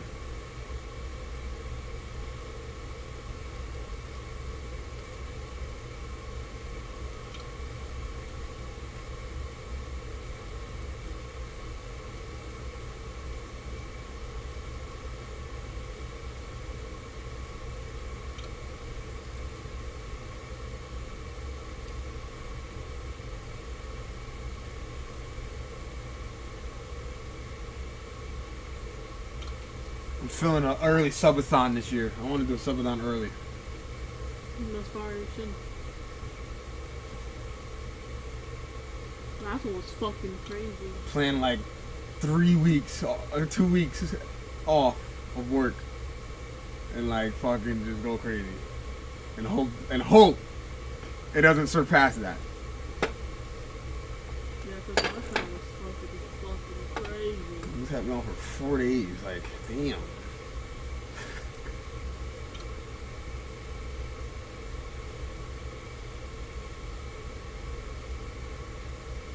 They said no more life. And they told you you can't have no more time with me. No, for real. I'm like, yeah, I just never get my fucking man back.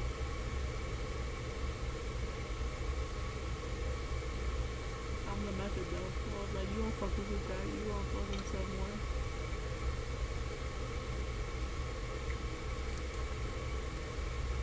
Fuck!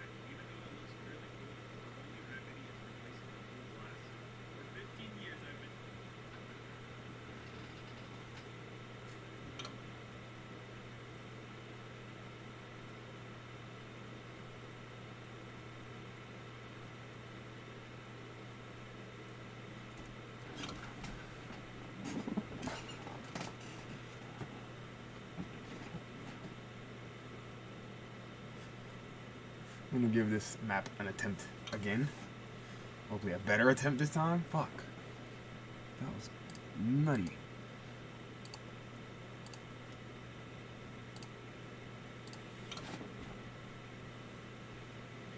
Maybe a non-shitty attempt this time.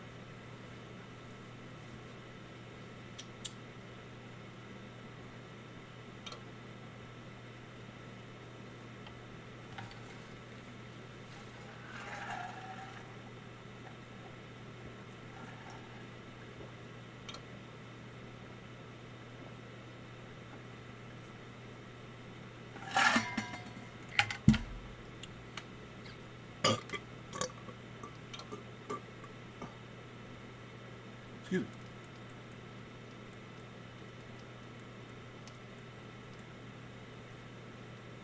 Could you have made a character named Harry Potter in this? I didn't even think about that. I would have just did low-key did that instead.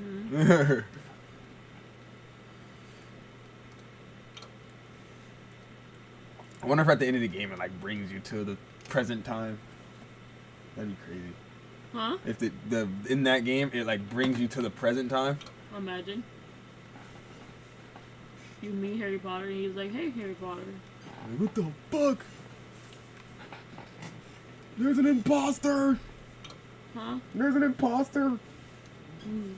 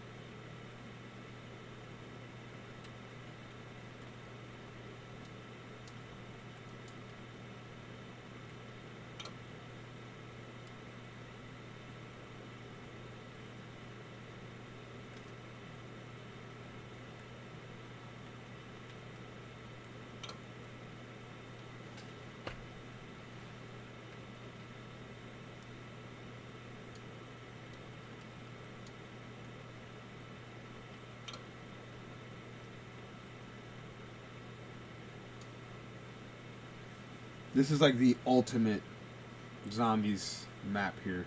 This is the first ever zombies map. Mm. This map for Call of Duty, this is the first ever map. This is just a random hideout in the middle of the woods. It's all broken down. You're just trying to survive. Like, imagine that was your fucking fate. God damn, that would be scary. You're in the woods. You find out this shit's going on, and this is your fucking little hideout. Nah.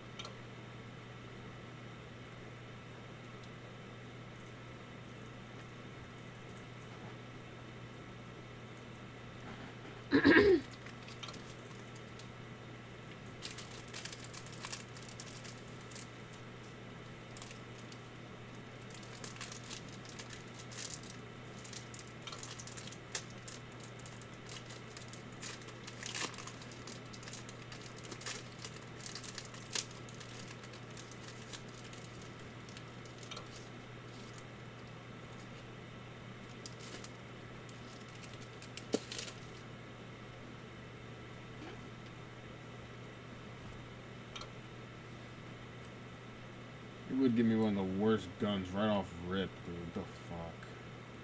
Huh? It gave me one of the worst weapons off rip. I like you. Huh? Don't like you. This is one of the worst guns in the game. Shit sucks.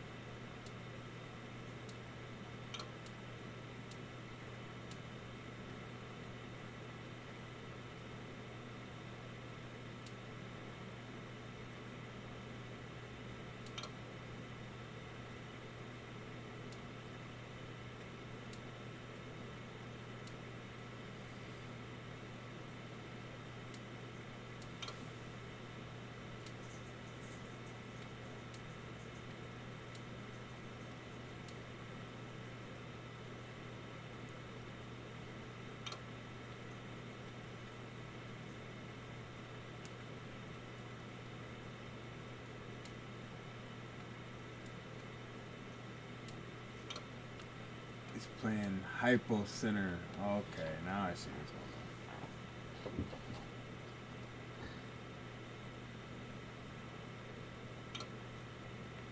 on. Mex Warrior. I don't know who the fuck that is.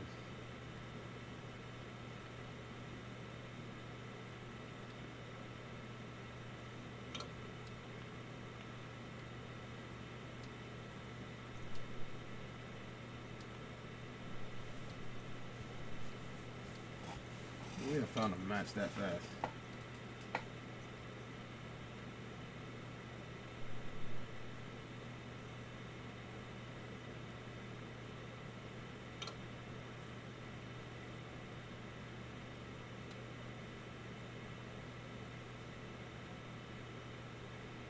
I don't even call it head. Give me crooked toe.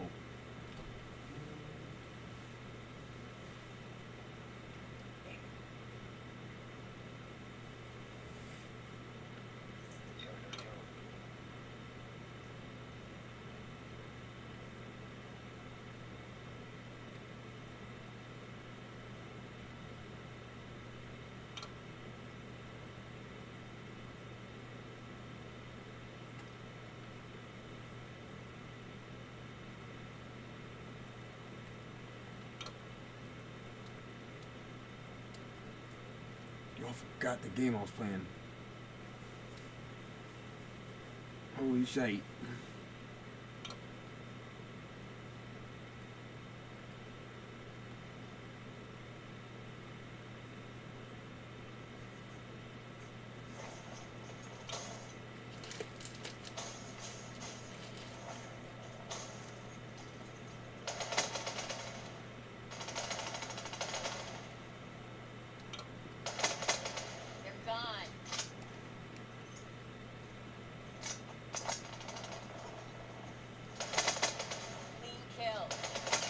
Fuck you, dude.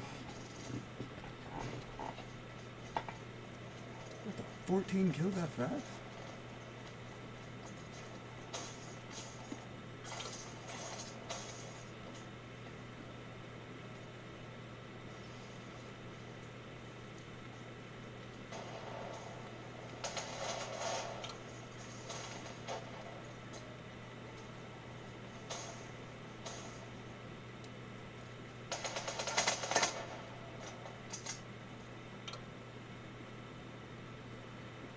That nigga's name is Pulled Pork Barbecue. That's a fat nigga right there.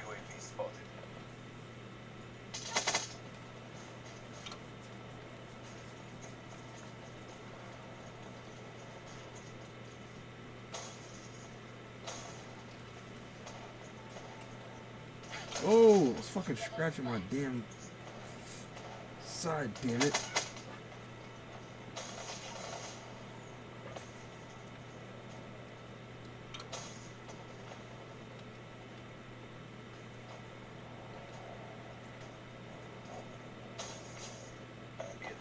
Hostile counter UAV is online.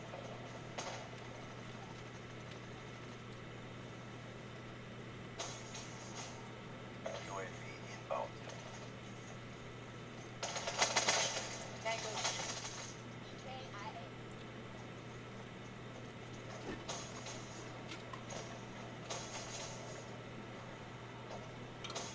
Hostile UAV above.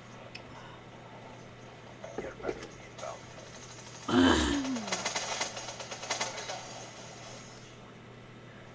Give me my shit, bro.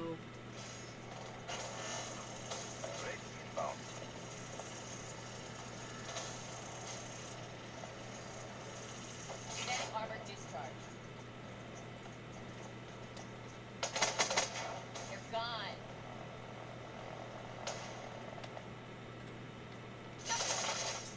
Fucking bitch, dude. He's playing like such a bitch.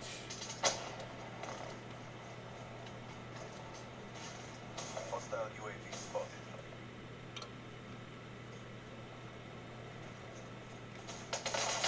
He's playing like a hoe and we're still winning. That's the crazy part.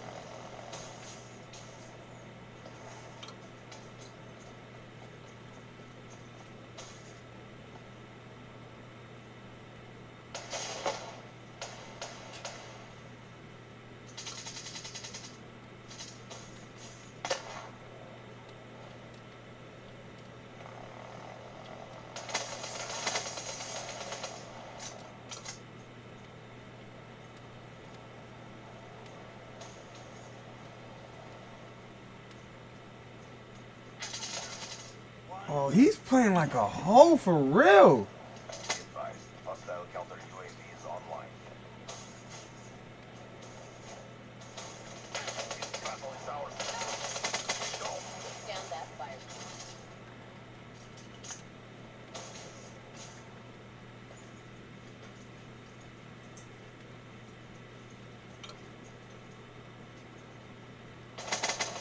Good effect.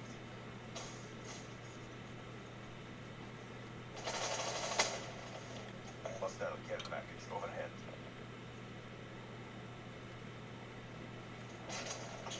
Out of time.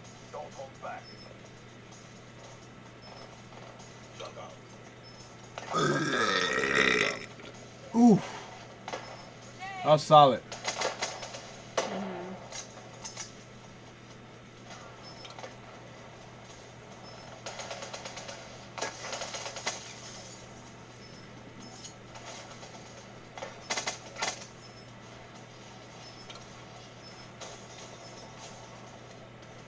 Our reputation is our best deterrent.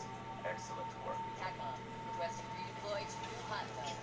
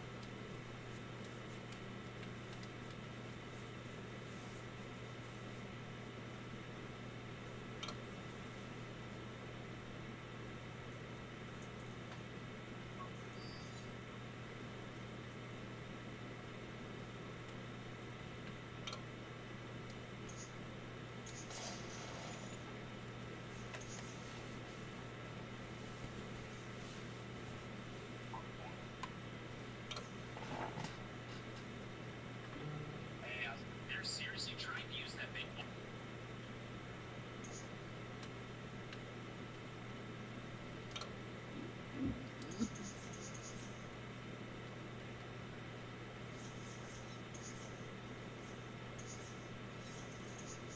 Nigga said, be aware I'm a camper. Fuck you. Nah, I'm not playing against this nigga. He can have that.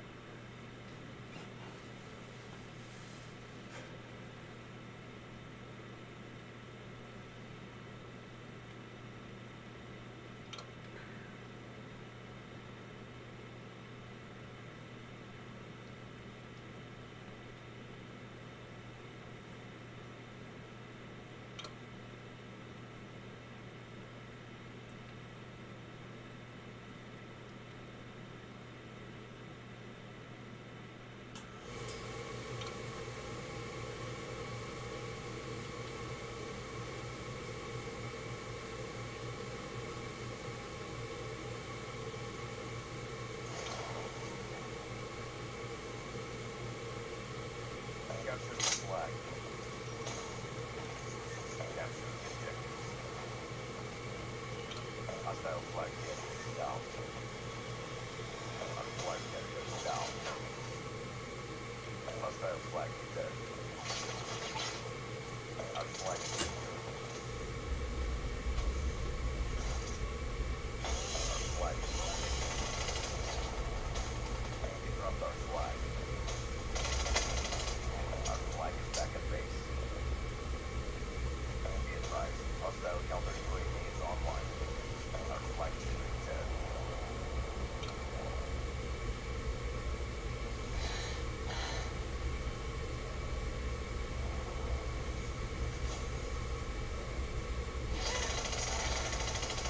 Oh my god, I deserve to not get that kill.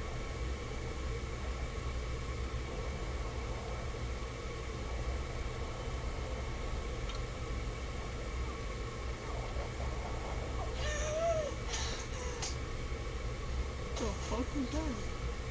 I'm holding her breath.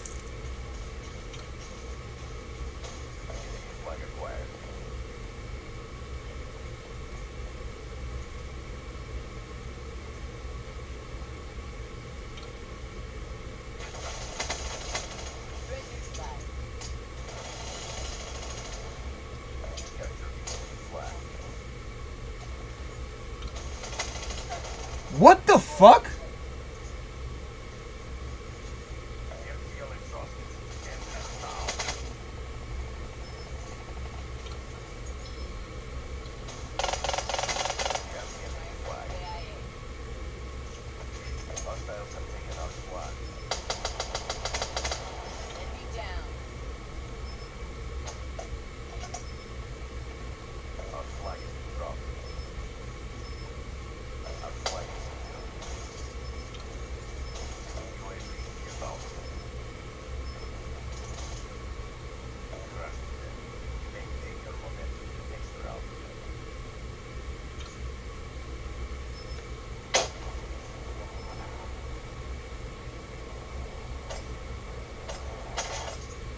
God damn.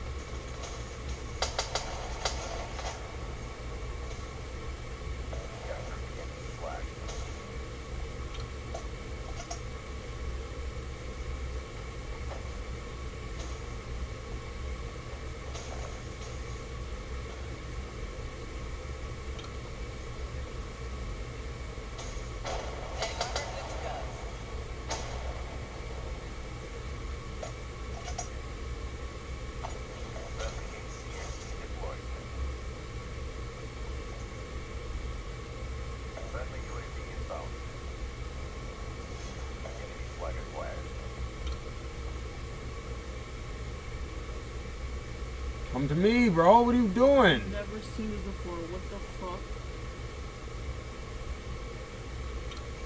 Why wouldn't you come this way, bro? Fucking idiot, bro. That nigga needs to never grab the fucking flag again.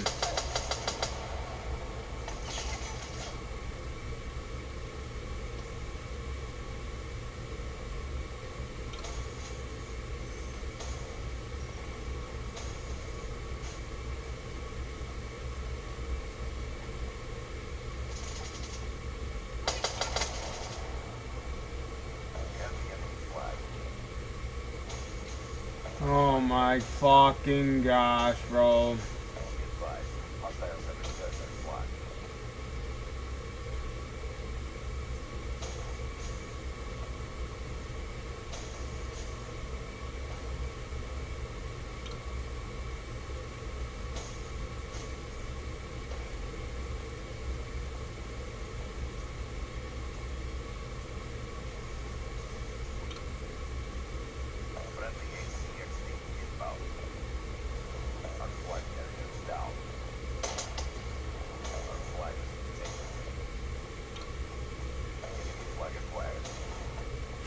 Fuck.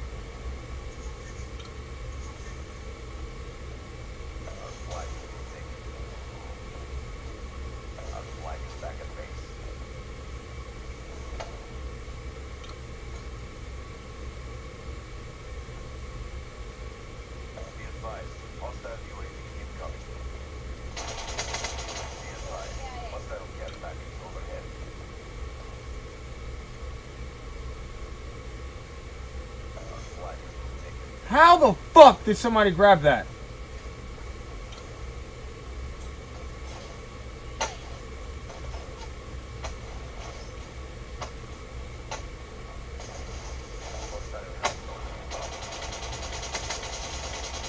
Bro!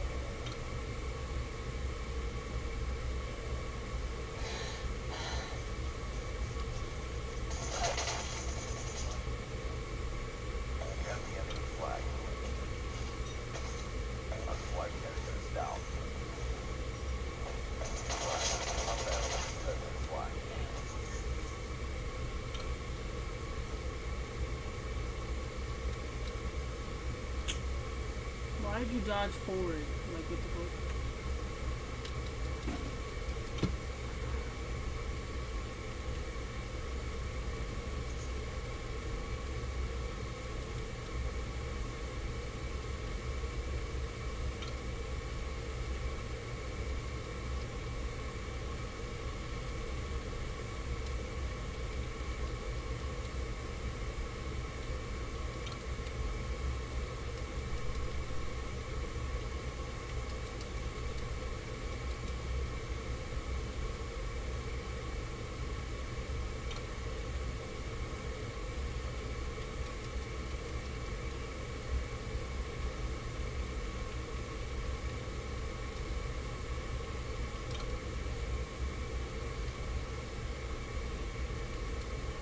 Fucking whack, bitch.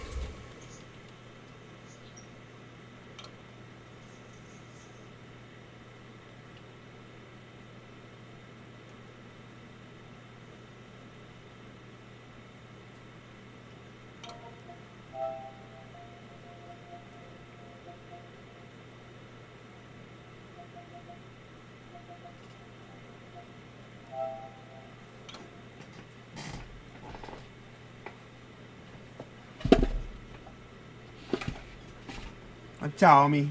Get out of here.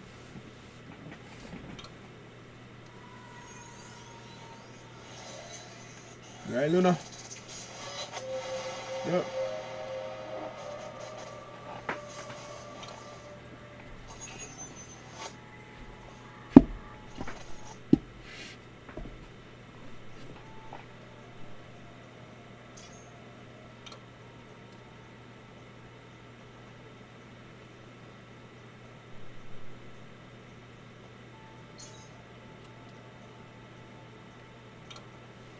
I'm gonna try to give him a blackout. I want to see if I can even find a game right now. Think so? I think so. Oh fuck! This is Call of Duty's first attempt at like that Warzone shit. So we'll see.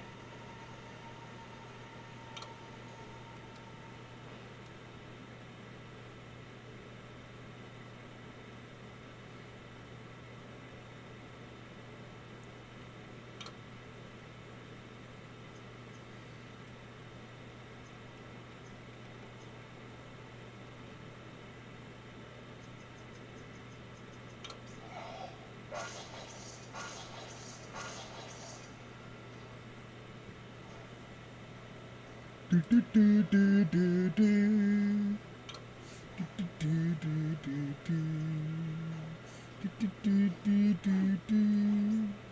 Do do do do do.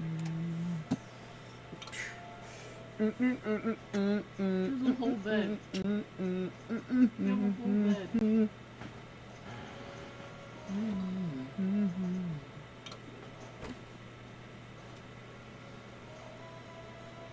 Oh, it hurt? Yes.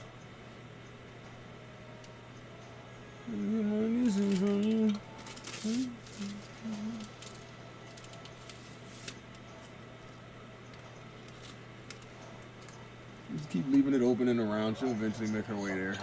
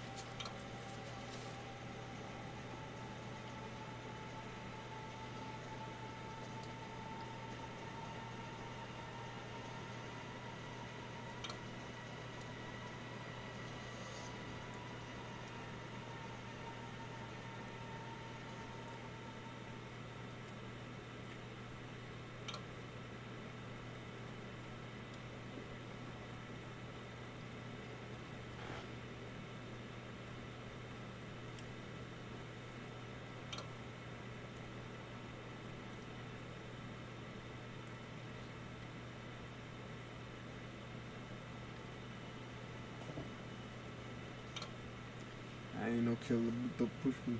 Revenge is like the sweetest joy next to getting pussy.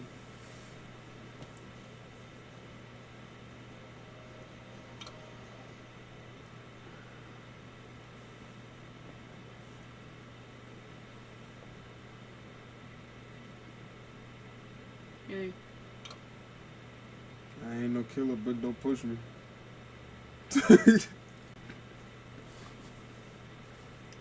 I was just rapping it too. I ain't no killer, but don't push me. Revenge is like the sweetest joy next to getting pussy. Yeah. Revenge.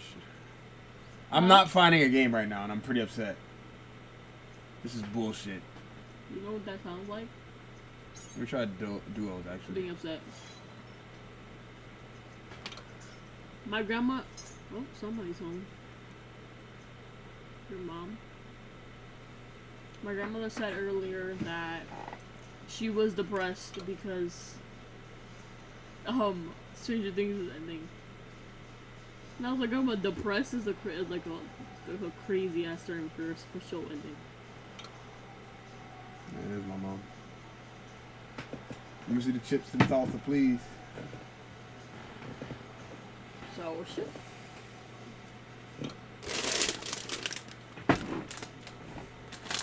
Thank you.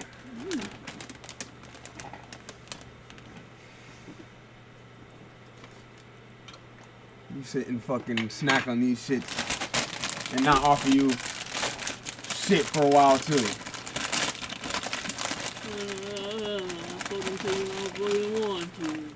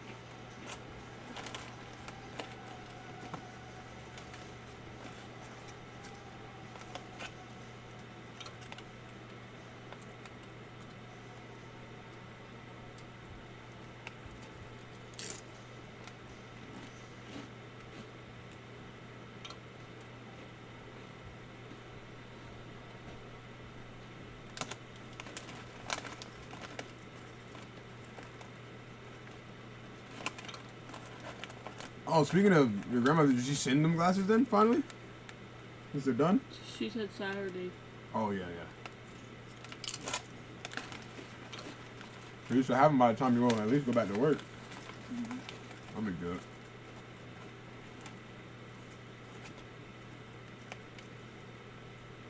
Yeah, fucking... Take my case and put them in my fucking bag if I need to. And then... for the next coming weeks, go work on buying you another pair. A cheap pair. Yeah. For emergency backup. So you don't have this again. Because that ain't, you should not be dealing with this. This is going to be bothering you all the time. At work, chilling, or whatever.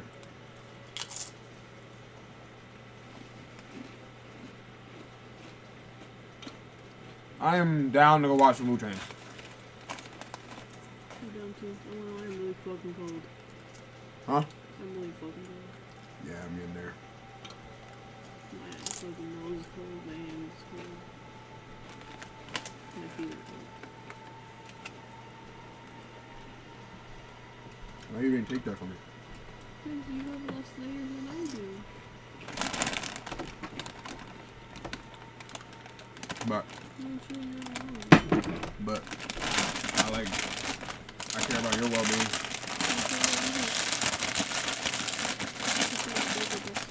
Huh? Or put them in here.